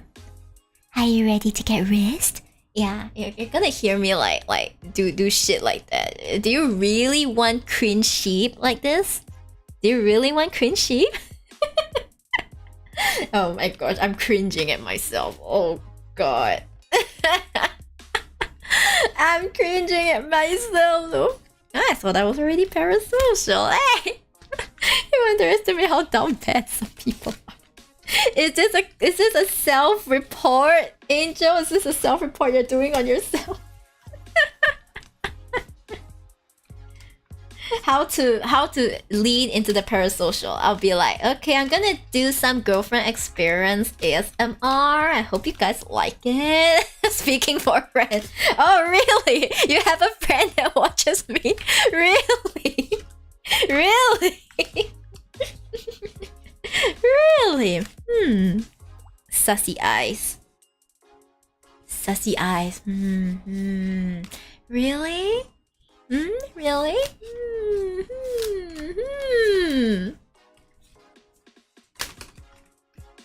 Yeah, Small Sheep keeps shifting. I think it's cause I'm too noisy. I'm sorry, Small Sheep. I'm streaming. Why did you come in when I'm streaming? Yeah. I love how I can fill up the entire screen with just the cards. It's therapeutic in a way. Like, just the Mahjong shuffle. This lot isn't really the Mahjong shuffle, but I'm shuffling it like I'm shuffling Mahjong. Like, look at this. You see this? This is the Mahjong Shuffle. I feel like this is the best way to get the reversals and everything up to par. Yeah, this kind of like works like that. Now I gotta tell everyone it's parasocial for Shib. Power move, you know, badge of honor.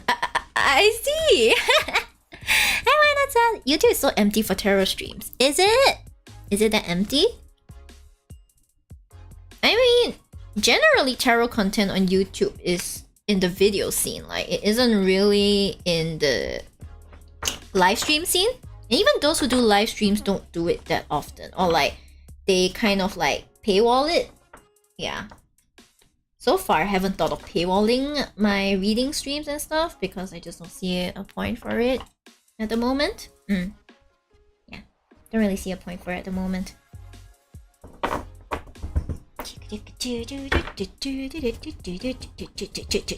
Hi. Yay. Ta-da! See? And it is shuffle. It looks so unprofessional when I'm like doing this. But I'm like, eh. Okay, now I want to find a way to keep the deck so that I'll probably do it like this. So it will just, these two cards go in, this goes in, and then I will just put this in. Hey. Yeah, and every time people see like a tarot stream, they just go like, oh, is it easy free reading time? And I was like, not all of my streams are like free reading things. Cause for that I have to prepare mentally. Like it's nothing against all of you, but I need to prepare mentally for like did I put it the wrong way round because I'm an idiot. Oh my god. Why am I like this? Wrong. Okay, anyway. Searching tarot on YouTube takes me to a movie trailer. Oh yeah, I heard that Netflix is planning to make a tarot it's planning to make like a tarot movie or something. I heard something about that, but I don't know what to feel about it.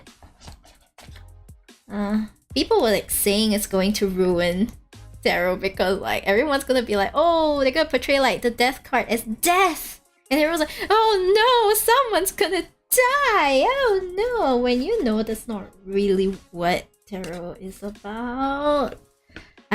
Pain and suffering times.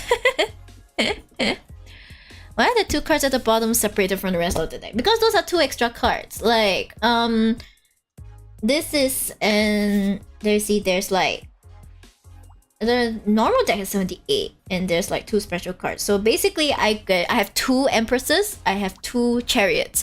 So if I put those in the deck, yes, I'll have an 80 card deck. But considering there's multiple of the one card, is not really a legit reading, so I have to separate them out. Yeah, so they give these extra cards so that I can so that I'm able to have the card with like the new art and like kind of swap them in or out as I go. Yeah. Hi Rizman, hello. Hi Miyori. Hi. Nice to see you. Hey, this is a very pretty box. Look, it's a very tough box. It's a tough. Very tough. They're going to portray the tarot card as Yu-Gi-Oh! Combat. I see. Yu-Gi-Oh! Combat. It'd be so funny. RPG, guys. I know. They're gonna show turn-based combat like Honkai Star Rail. They'll be like, and off you go. And then before you know it, Black Swan appears. And you're like, wait a minute. I thought this was a Netflix special. Hi baby. Okay, I think the small sheep has had enough of my shit because he's like, fine, I'm going to the door. He's at the door. You're not going out, sorry. You gotta sleep here.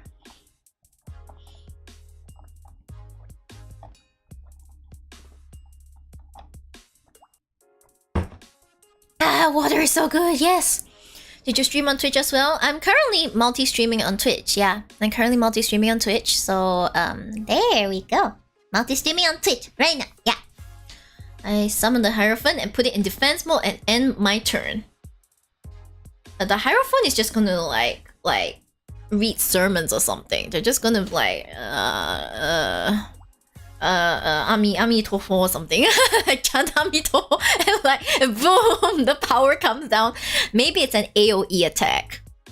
Yeah, it's an AoE attack. It just goes boom. Yeah, but I also wanted to show you guys another deck. Let's see. You guys may have seen my twin decks. I mean, it's a bit unfair to call them twin decks, but they are the exact same deck with... Oops, I am so sorry. I freaking knocked. I knocked my stand. You see, guys? This is me. This is Ray. They're two identical decks, by the way. Yeah. Two completely identical decks, except they have different feels and like... I believe they will uncover very different they will cover very different topics. So for example, the darker Obsidian Occult deck, it's more likely that this will cover shadow work. So like darker themes, more serious themes, and probably more deep dives into our shadow selves. Not shadow shelves, that's terrible. Shadow self. Yeah. Then this one will be more suitable because I do have the Arcanum Vitae, which is like her newest extension of this deck. So, how do I say this? Like, it kind of ties in a bit more into reincarnation and stuff. Even the boxes for them look super fancy. They are very fancy, see? These are very tough boxes as well, okay? And these are two of the most expensive decks I have. Let's not talk about it, okay? Let's not talk about it. And I got two of them. What is with me? The only thing is that the material is like the matte material makes it so it's easy to leave a lot of my finger oils on them. Yeah, that's my only complaint, but they rub off very easily. So the stealthy shadow shelves. Shelves lol, yeah, and how to say this? So far I haven't really gone into diving into doing shadow work. I'm still not too sure what shadow work really entails, but I believe from my understanding it seems to be sort of like looking into the darker side of ourselves, and kind of like seeing which parts to embrace, which parts we need to fix, and that kind of thing. So it's very serious and draining work. So probably not suitable for my stream branding and stuff, Lemo. Let's talk about your spending habits. Koru, when I got these two decks along with like this cloth, my Astro dice, and the other deck, like that was the me of last year, okay? Like I think it took many months before it came. So you see, people change, okay? People change and stuff like that. But hey, at least I'm using these materials to like earn back some of the money by giving you guys readings. Don't you think that's better than people who get these decks and like not give readings? You get what I mean? Those twin decks are attractive as all heck. Yeah, they're very attractive. I wanted to use the Opal Omen. So this is they're both the Fortuna series. This is the Fortuna Opal Omen. This is the Fortuna Obsidian Occult. Yeah. Oh my gosh, I can't believe the text to the captions picked them up. Okay, I'm gonna put the Obsidian Occult away for now. Let's take a look at the beautiful Opal Omen. The last time I did this, you guys couldn't really see the patterns very well, but it's okay. It's daijobu. And guys, I want you to take a look at this guidebook. Okay, are you ready?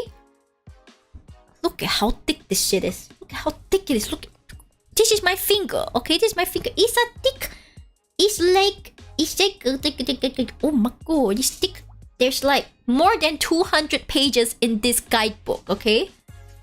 Look at this, tarot, astrology, and numerology. There's a prologue, and then the 36 deacons. So basically, the astrological correspondences for the minor arcana, and then we have the deacon rulers. Yeah, I know.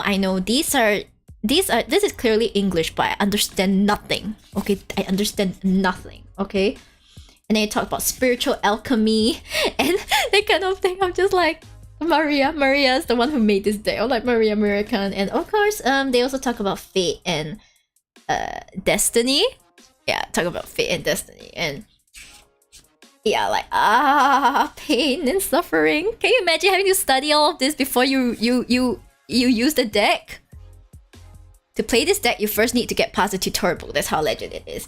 I've been trying to study it because the thing is that, okay, I think you will only understand when you have seen like how the deck really looks like. Then you'll know why I have not yet started using it to do readings, because I haven't even dared to shuffle it. I try and get an understanding before I shuffle anything. Okay, like, look, it is very gorgeous and beautiful. This is beautiful rainbow foil, holographic foil, hand-painted edges and stuff. Very beautiful, right? And then you have this. So yes, I know you can very clearly see what's on this. There is absolutely no problem. It's not reflective at all. Don't mind, okay? Don't mind. This one, I think it's clearer here, right? It's clearer here. Okay, yeah. The Seeker. So essentially, this one is supposed to be the Fool, but she changed it to the Seeker because it's meant to represent the querent, the person who is asking for answers. Do you see this little logo at the top? Do you see this little logo at the top? I believe this is... I can't remember. I have to go and look for the guy. Oh my gosh. I can't remember. Which logo is it? What is it? What does it stand for? It stands for Uranus. No, I'm serious. It stands for Uranus. Yeah. This is Uranus, okay? This is Mercury. This logo is Mercury. So Mercury rules the magician. This is the moon. The high priestess is ruled by the moon. Look at this. The high priestess. These are very different images, by the way. These are very different images. This is the empress ruled by Venus. That's Venus up there. Yeah, that's Venus up there. Emperor ruled by Iris. Yeah, Iris. Hi, Loco. Hello. You don't have to repeat after me, but thank you for learning. This one is the Oracle, which is supposed to be the Hierophant. Like I said, ruled by Taurus. This is the Lovers, which interestingly she chooses to depict using mirror. It looks like a mirror to me. There, ruled by Gemini. The Chariot, ruled by Cancer. Strength, which interestingly shows a rose surrounded by glass, like, you know, Beauty and the Beast. This is Leo. This logo is Leo. The Hermit, Virgo. This logo is Virgo. The one that looks like a 4, this is the planet Jupiter. Justice is ruled by Libra. The Hanged One is ruled by Neptune. This logo is Neptune. Iris is Iris. A. Death is ruled by Capricorn. Capricorn. Alchemy, which is temperance in this deck, is Sagittarius. You see the arrow? Sagittarius? Yeah. If I go, but to all this you do make all my morning pretty enjoyable. Hope you have a great rest of the stream. Thank you, Zero. Thank you for spending time, even though I know you're busy. I'm glad. I hope to see you again. Every major has its minor. You're not wrong. You're not wrong. The Devil... Wait, that's not Capricorn. I think that was Scorpio. Sorry. Was it Scorpio? I think that was Scorpio. That was not Capricorn. Because this is Capricorn. This one is... I believe, yeah, that this is Scorpio. That one's Scorpio. So Death is Scorpio. This is Devil is Capricorn. Tower is Mars. The Star is Pisces. You see this thing up here? Pisces. Not Pisces. Aquarius. Pisces. Oh my god. Pisces. As you can see, I'm still learning, okay? Then we have the sun. The sun. Ruled by, shockingly, the sun. You see? This is the sun. This is the sun. Every time you see a circle and a dot in astrology terms, it's the sun. Judgment. Judgment, this is... What are you? I completely forgot. Which of the planets are you? Which of the planets are you? The sun card really looks like actual sun. Yeah. These cards were drawn by a lot of meditation. Oh, it's Pluto! It's a Pluto. Judgment Pluto. This is a Saturn. Magnum Opus is an extra card she threw in, so this is a 79 card deck. And I have still yet to figure out how this card works. Yeah. And guys, you thought that was the end of it? You thought that was the end of it? Come, I'll show you. This is the 6 of candles. Okay, you see this candles? You see the number 6? Jupiter. This is Jupiter. And this is... What is the tadpole again? I completely forgot who's the tadpole. Leo! Yeah. This is Leo. I believe this is Leo. The tadpole is Leo. So basically, in order to properly read these cards, I'm gonna have to know, in general, already know what this card means. I have to focus on the numerology, so the number 6. I have to focus on the planets and the astrology. So something like Jupiter, this is Jupiter in Leo. What does this mean? So if I don't have knowledge of astrology or basic numerology, I cannot use these cards. Do you see why I have not been able to use these cards? Yeah. Azubox, are these your custom cards? They are not my custom cards. Sorry, I currently don't have custom cards. Yeah. New tip player 5 from Tankari. Oh, thank you for the tip, hey Kylie. Thank you. Thank you so much. I appreciate it. Thank you. Next time you should come to one of my reading streams. You can get a free one. Yay! Yeah. So as you can see, this is like Sun in Iris. So 3 of candles is Sun in Iris. So candles stand for wands. So she replaced wands with candles, which I think is very interesting. Okay. Then you have the... Yeah, so I've been training myself. I'm just here like... Fire. Upright triangle is fire. Okay. This is Mars in Iris. This is Sun in Iris. This is Venus in Iris. This is Saturn in Leo. This is Jupiter in Leo. This is Mars in Leo. This is Mercury in Sagittarius, I believe. I think this is Mercury in Sagittarius. Moon in Sagittarius. Saturn in Sagittarius. And then the Princess of Candles. Fire. This is fire. This is fire. Is this Earth? Is Earth, right? Just so.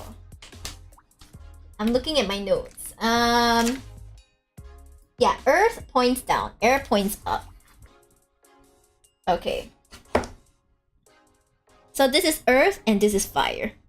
So I have to look at the Princess of Candles and be like, yeah, so this is like an Earth. So I go like, this is like an Earth fire kind of card. It's a very true snapshot of the star wheel that spins above. I guess so, yeah. And then this is fire. Prince of Candles is the fire. And the Queen of Candles is the water fire. Water fire? That doesn't sound like a good idea, but it is what it is. This is air fire. King of Candles is air fire. Air fire. Then this is elixirs. This is water. Arrow, the simple triangle pointing down is water. Okay, it's a water. So this is Venus in Cancer. Mercury in Cancer, Moon in Cancer. Moon in Cancer. This is Mars in Scorpio, Sun in Scorpio, Venus in Scorpio, Saturn in Pisces, Jupiter in Pisces, Mars in Pisces. Then Princess of Elixirs is Earth Water, Fire Water, Water Water, Water Water. It's a water water. This is air water. Then Ace of Keys. This one replaces swords. So swords become keys in this deck, and this is air, right? So this is Moon in Libra. This is Saturn in Libra. This is Jupiter in Libra. Then this is Venus in Aquarius. This is Mercury in Aquarius. Moon in Aquarius, Jupiter in Gemini, Mars in Gemini, Sun in Gemini, Earth Air, Fire Air, Water Air, Air is the air. Okay, and then Talismans replaces Pentacles. Okay, Talismans replaces Pentacles, which I think is a nice touch. Yeah, it's a very nice touch. So this one is the Earth. So it's Jupiter in Capricorn, Mars in Capricorn, Sun in Capricorn, Mercury in Taurus, Moon in Taurus, Saturn in Taurus, Sun in Virgo. Venus in Virgo. Oops, my cloth is getting a bit. My cloth is getting a bit. Give me a moment. I'm going to like shift this back up a bit. Yeah. Okay. Yeah. Wait, like that. This should be Mercury in Virgo. Yeah. Earthly things, not money. It doesn't always mean money, but usually when we humans think of like material goods, or like if there's anything we are ever worried about in terms of material goods, it's like 99% money. Hi Otomi. Hi, are the readings free? I'm not doing readings today, but generally if I do them, 1-card readings are free. If you want any more than that, I do private readings on my coffee. Yeah, I do private readings on my coffee. So feel free to take a look, guys, on my coffee. So this is Earth, Fire Earth, Water Earth, and interestingly, the King is Air Earth. Yeah, Air Earth. Yeah, I am aware that there aren't many. I'm aware that there aren't too many creators that stream tarot readings. Yeah, it's because they take up a lot of energy. That's why. The cards are pretty. Thank you. This is the Fortuna Opal Omen. By Studio Artemy. If you would like to take a look. These are limited edition though, so I'm not sure she'll restock them. Yeah, this specific deck is limited edition. Yeah. I think this specific deck is more expensive than her other decks. Like the Obsidian Occult is not as expensive as this one. Yeah, but do you guys think it works? Like I think the foil is actually still quite visible. Even here. So like say I put like this. This to see if future readings will work. I think it would work actually. If I do it like that. Yeah, this looks like it will work actually. You guys can see the Seeker, right? Okay, maybe you can't see the Seeker, I'm sorry. This is gonna be a bit troublesome. Alright then. No problem. No problem. But this cardstock is very well made. So it's definitely thicker than the card of the animal and food tarot deck. Yeah. Yeah, and then the edges are matte gilded. So these are, she says it's hand painted. I'm not sure if they are, but this is matte gilding. Like for example, the my eyeball tarot deck, that one has gold gilding. So this one is matte gilding. Yeah, this was the first deck I got that has matte gilding. Yeah. So now I'm going to show you guys now the twin deck. Okay, I'm going to show you the twin deck. But first, I'm going to put this back. Okay, open the gates of occult knowledge. Open the gates of occult knowledge. Yes. I will study this deck, and once I feel like I have learned enough, I will begin to use these for readings. Okay, guys? Time to put the opal omen away and welcome its edgy. Welcome its edgy sister, the obsidian occult.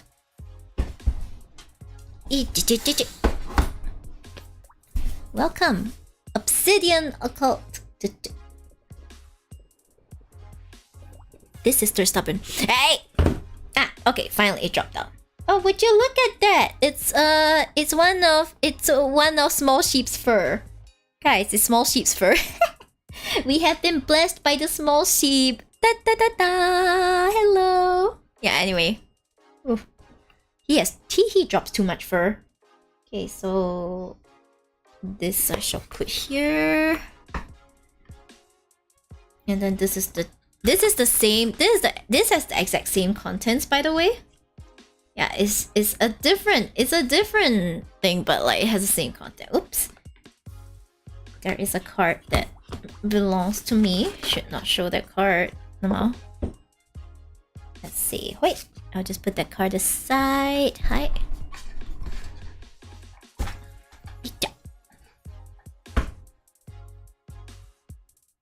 And now, guys, look at the obsidian occult. Doesn't this give off a completely different feel from the opal omen? Doesn't it? I mean, well, for one thing, it's much easier to see. It's much easier to see under this lighting. Okay, that's one thing. Okay, and you can see the back. This is one of the first decks I've seen with this beautiful pink purple foil. Okay, if you want to look for tarot decks that use this specific foil a lot, I think I only know two shops that have decks that use this. One will be Lamuchi Design. Hers is a clone. Of the Rider-Waite Smith. And it uses like this, a lot of this foil. And the second is the Obsidian Occult, the one that I'm holding right now. So if you like this kind of color, you like this kind of foil, I believe it's only the two of them that are selling. To my knowledge. Like there may be smaller indie decks that indie deck makers that have made some, but to my knowledge, I am not aware of them. So well, it'd be like that. Yeah, but check out, like, besides ignore my thumb marks, ignore the oils of my fingers, but check out the marbling. See? It's like, it looks like a marble floor, like a marble surface. A smoky, dusty, let's say dusty marble surface. And very clean foil patterns. Very clean foil patterns. Not to mention the matte. I know it looks pink on the screen. That's because of the yellow lighting, but from where I am, this is actually closer to purple. It's actually closer to purple. It's not really bright pink like that on the screen. Why does it look so bright pink? Let me just adjust. Even though I turn off one of the lights, it still looks kind of bright pink, huh? Don't mind it. It's actually closer to purple. Yeah, it's closer to... Ah, the oil's on my hand. The oil's on my hand. If you see some of the oils on the card, like, it doesn't harm the card, but it just looks really ugly. I'm like, no. The gloves are not helping. I mean, the gloves help a little bit, but my fingers still sweat. And I always get nervous holding these cards. These are very pretty cards. So say I do this, like, if I were to do a reading like that, like that, then I suppose it's easier to see, right? You guys can completely see what's going on here. Oh yeah, don't mind this gigantic sklong of like a shadow over here. That's my mic. Sorry, I cannot remove my mic. If not, you guys cannot hear me. The dark cloud cards. Oh, is that so? Cloud cards.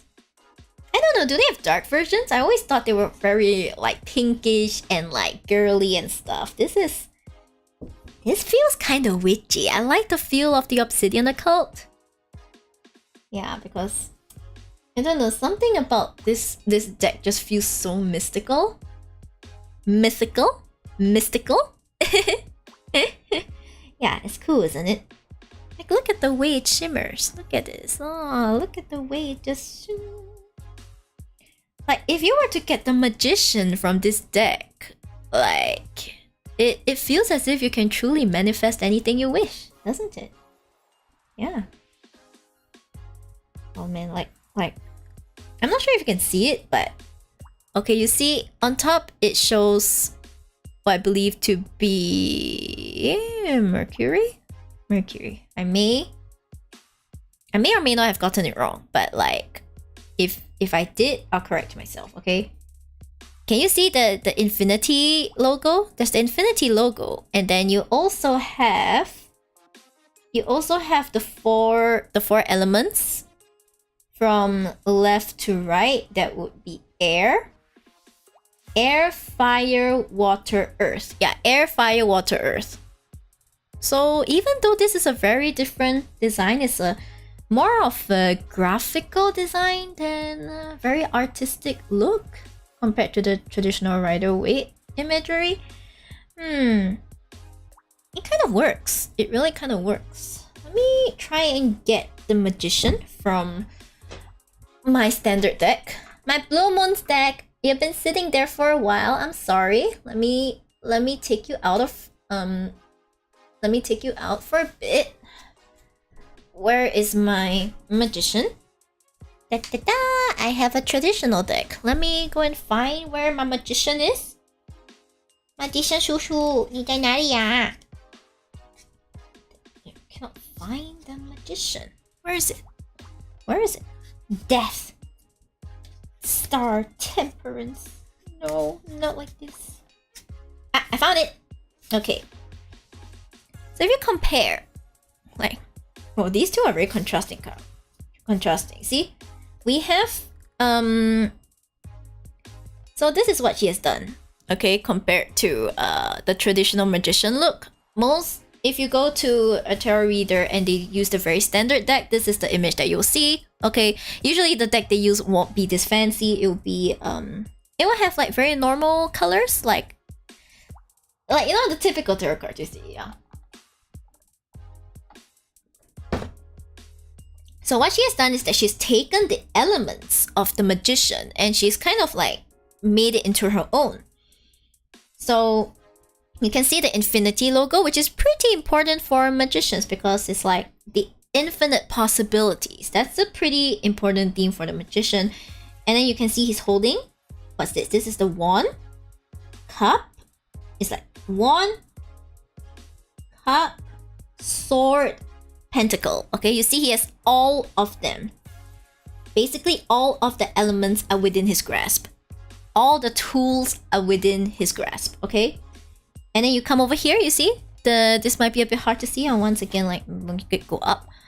Okay, so the different elements from left to right is once again, to test myself, air, fire, water, earth. Air, fire, water, earth. Okay, yeah. Air, fire, water, earth.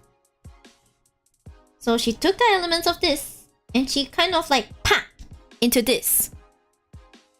So knowing how to read these cards, if you want to read tarot using the Fortuna deck, you're gonna need to have a pretty strong foundation in this, okay? That's I'm not sure if I have that strong of a foundation.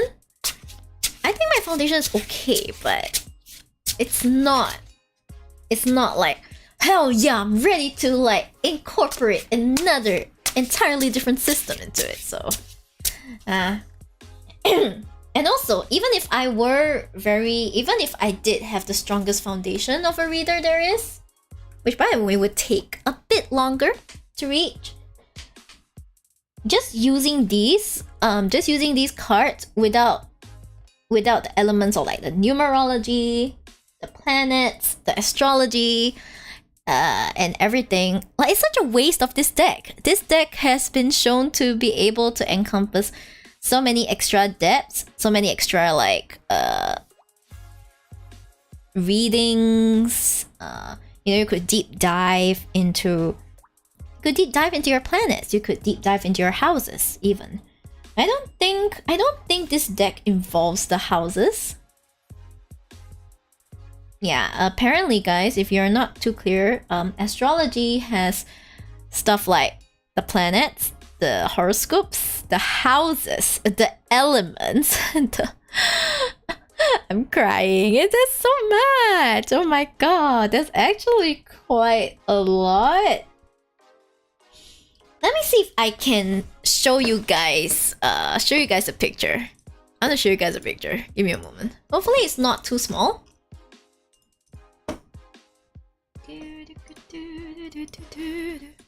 Look at this. Look at this, guys. Look at this. Look at this for a minute. Just look at this for a minute. Look at this. This is what I have to learn. I have to remember all of these logos. I have to remember what means what. Okay. The 12 horoscopes, the 11 planets, the Venus is a duplicate, don't mind it.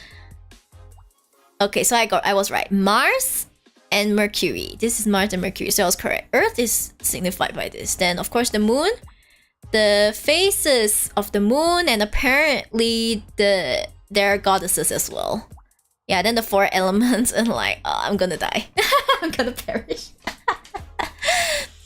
Are astrology and tarot cards connected? Hi, what's wrong with you? To be honest, they weren't made with astrology in mind, okay? For those of you who are not really into the know, astrology is the strongest, not say strongest, it's one of the oldest divination systems in the world. Like, its history is insanely deep. Like, you can find a lot of literature on astrology. There are different schools of astrology. The astrology that I'm referring to is the most well-known Western astrology. There's also Indian astrology. There's also Chinese astrology. All kinds, okay? But we're talking about Western astrology. Tarot cards, in comparison, are actually a very recent invention. They are a very recent invention. And while certain cards have astrological influences, okay, such as for the magician it's Mercury, and for Empress it's like Venus, then for Emperor it's the actual Iris. Like, this is Iris, tada. Oh, you can't see it, sorry. You can't see it, sorry, tada. Like, Iris is right here. It's kind of like, they kind of like, in a sense, forced it in, quote unquote forced it in, because it wasn't made to complement astrology. It was made as its own system, and people kind of add to it. So to some extent, yes, they are kind of connected, but it wasn't made with astrology in mind. You know? Does that answer your question? Does that answer your question? Because yeah, so it's like when I learned tarot, I wanted to focus quite a bit on tarot, but it seems like I do have to dive deeper into numerology at least, even if I don't really take into consideration like astrological elements. numerology is still a pretty important tenet of tarot. So it be like that. Yeah, and also this deck, you know, it brings together alchemy, numerology, and a very sexy graphic design. Why does this one keep slipping? Oh my god, stop slipping. Yeah. Numerology, astrology, alchemical properties, and an overarching theme of like divine what call it? The divine feminine and the divine masculine. So for example, I gotta dig it out. ちょっと待ってください. Okay, so for example, we has the, so instead of the page, the knight, like instead of the page, the knight, the queen, and the king, essentially what Maria has done is that she has made it the princess, the prince, the queen, and the king, so that she has a more overarching theme for uniting the divine feminine as well as the divine masculine. For me, I'm still kind of like learning exactly what divine feminine and divine masculine is, but I believe we can safely conclude that it is more to do with like qualities than gender. You know, don't look at things in such a narrow-minded way. Shipsology. Maybe if I can make my own system, there will really be shipsology, huh? Very interesting. Yeah, I'm glad I could enlighten you once, wrong. Yeah, it's divination is fun. Like there are many systems, there are many ways to do all these, because at the end of the day, these are just tools. These are just tools that you use. These are just tools that you use to help do what you do. Yeah. Anyway, thanks for the hydrate rabbit. Thank you. I was trying to complete my sentence, my train of thought before I did it.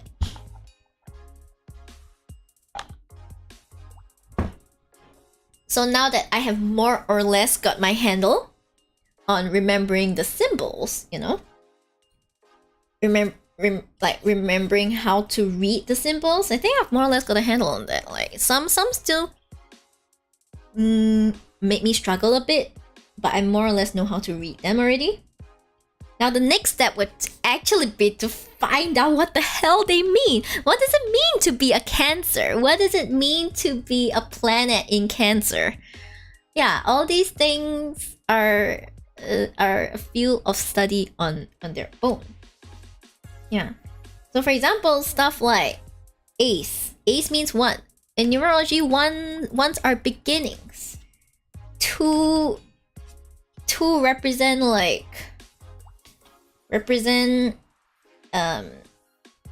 like unity in a sense. Then 3, I completely forgot. Yeah. It's like all the numbers in between they have different qualities to the numbers. And then we have like 10, which is owari, end of the cycle.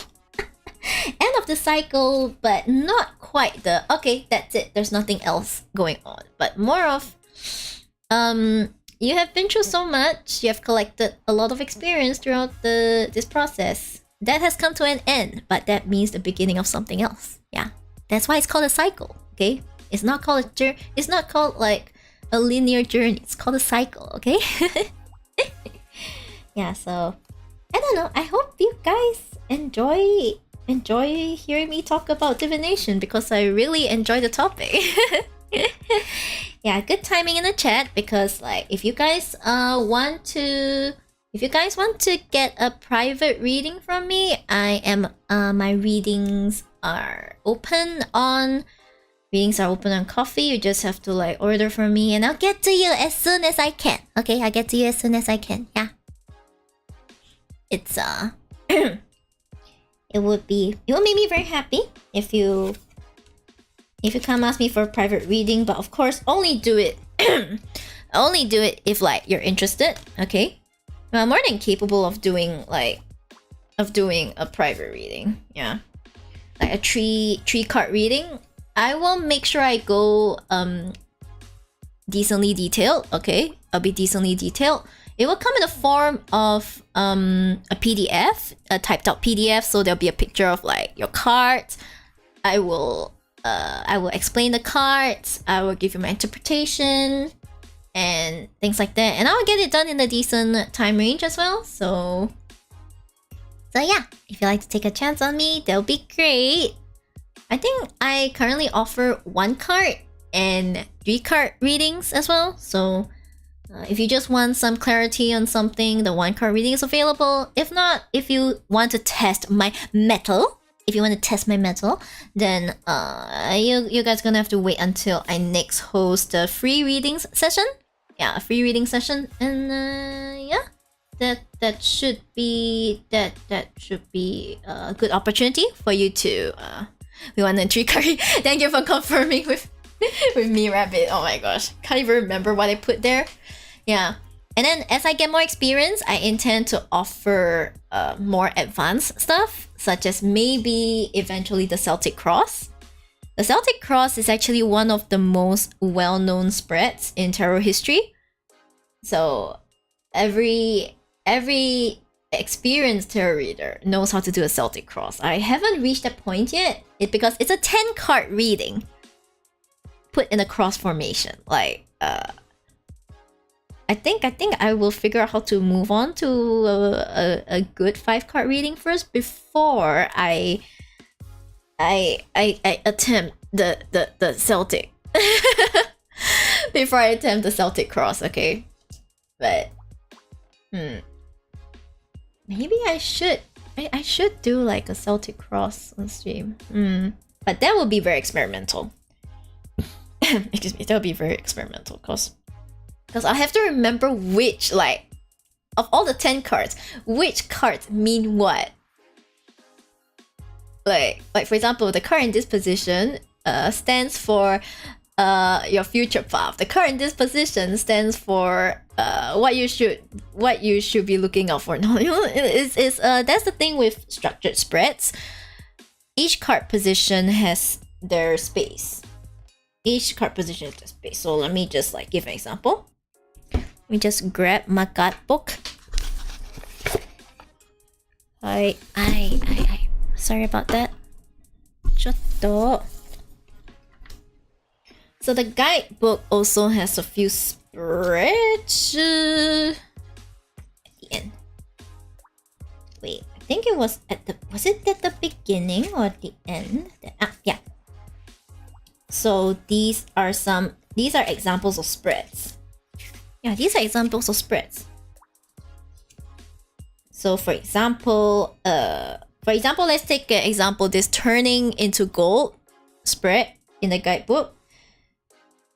So basically the theme of it is, you know, there's an alchemical theme about it. So you shuffle the deck, you just how you pull the cards and stuff, and then you have like the first card is like, how is my mindset limiting my life at the moment?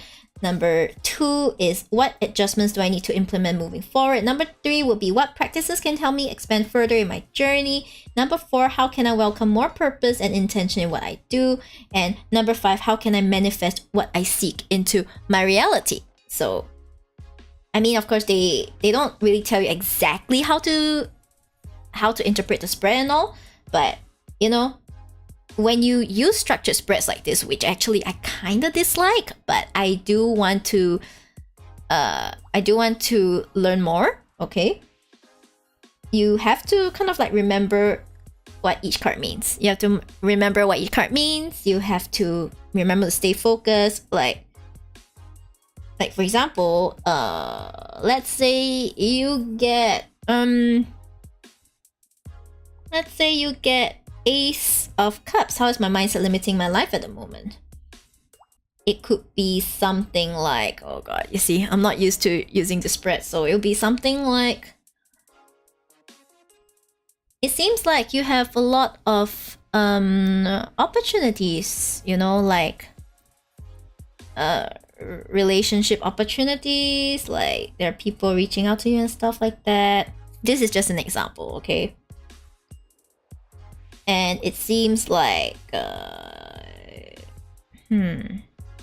because if it's an upright ace of cups, then how is it limiting? Because sometimes when you get a good card and it's supposed to show your limitations, like how do you turn it around? How do you turn it around? Oh my gosh, I'm turning into like freaking Phoenix, right? Yeah. How do you turn that around? How does it answer the question of like what's limiting? Yeah, okay, my mind is moot, but that's kind of just an example of how you use a spread. Yeah. So you guys know how spreads go. And these are unique spreads that are meant to be used with the Fortuna Tarot, but it of course can also be used in it can also be, you know, used in other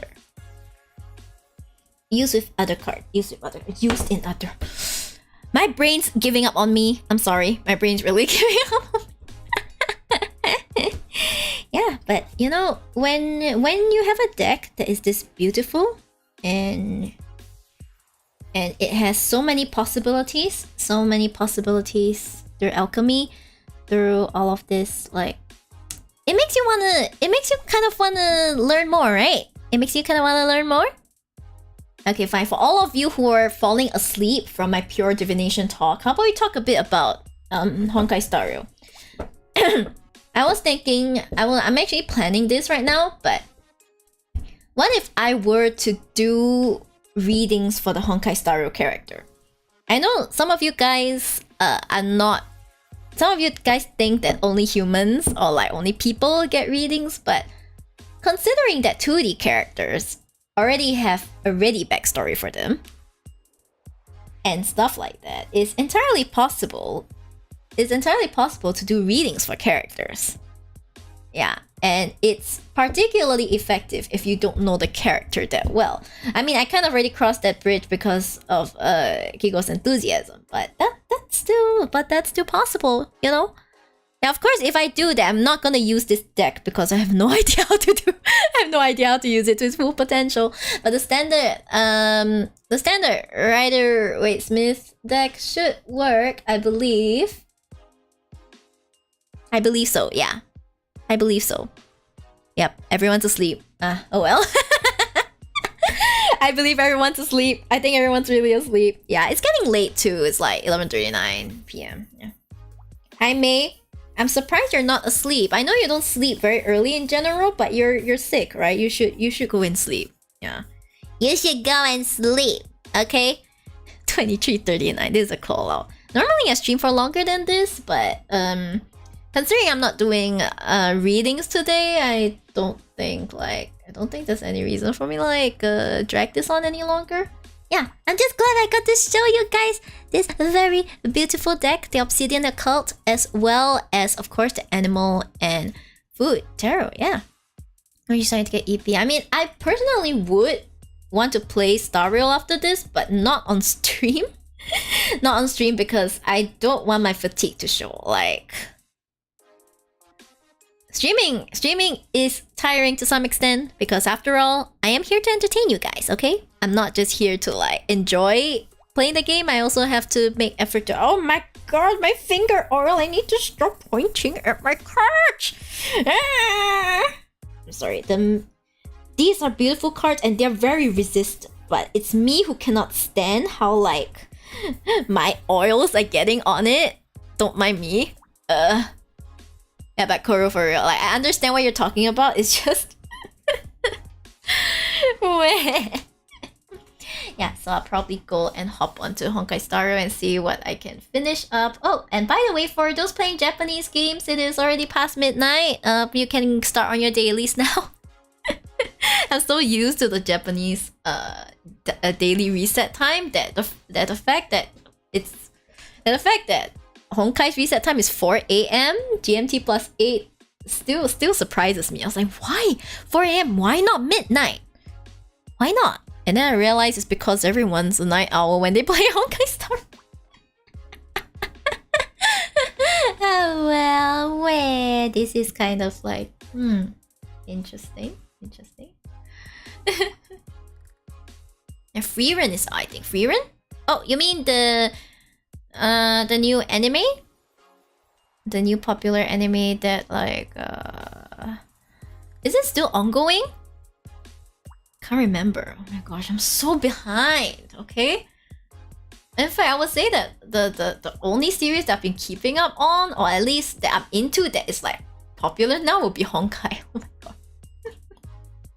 The super popular anime. Yep. Hey, the super popular anime. Don't you love that kind of stuff?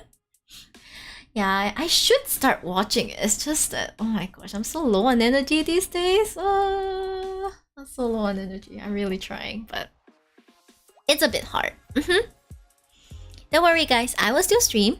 Yeah, and my next stream... Okay, guys, my next stream will be... Okay, my next stream will be this Sunday. Okay, my next stream will be this Sunday. It will be Shashingo, the game that just released earlier this week. Or should I say released yesterday? Yeah, Shashingo is officially out.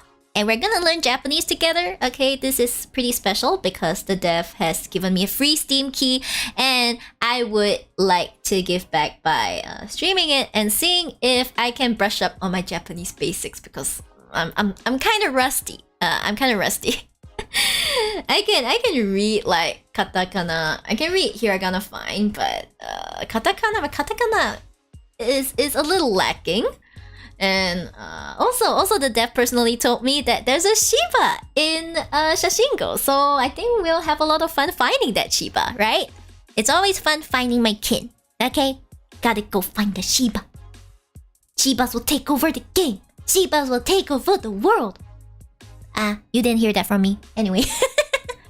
Yep, so that'll be my next stream. Those on YouTube, you can find the waiting room. It's already up because I'm ahead of work for once, you know, like to you know, set up all of my waiting rooms. I'm not sure if I'll be able to do that next week. I have to confirm my schedule, confirm my family that, you know, there's nothing going on.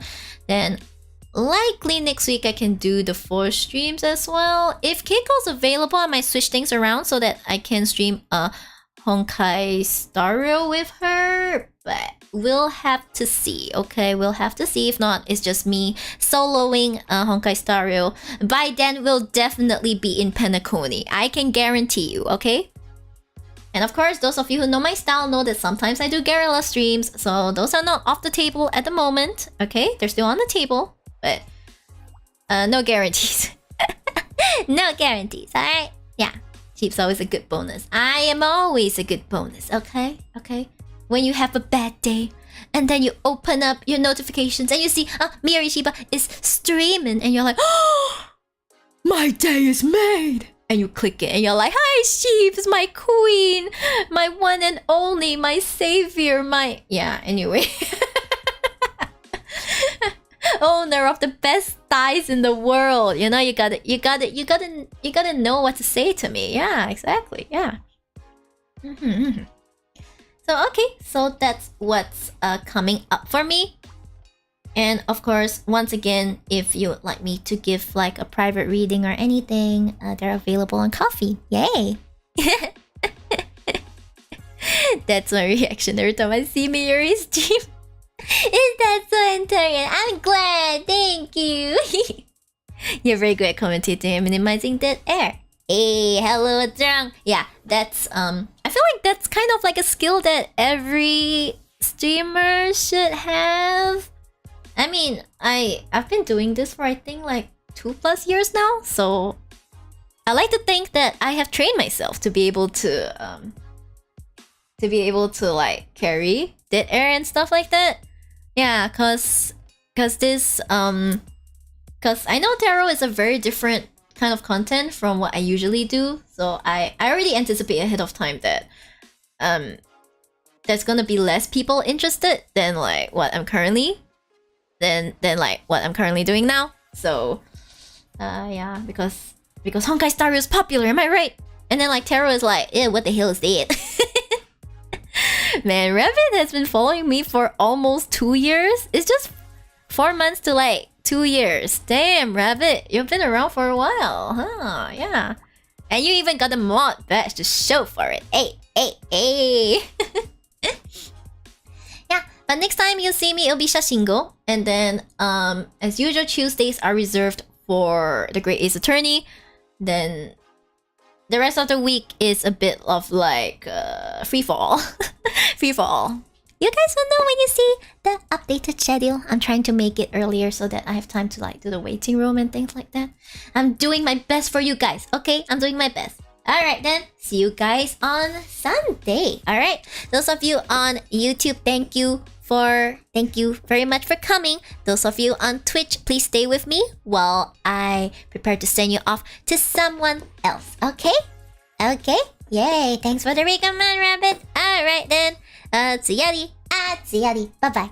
Bye-bye. Bye-bye. Bye-bye.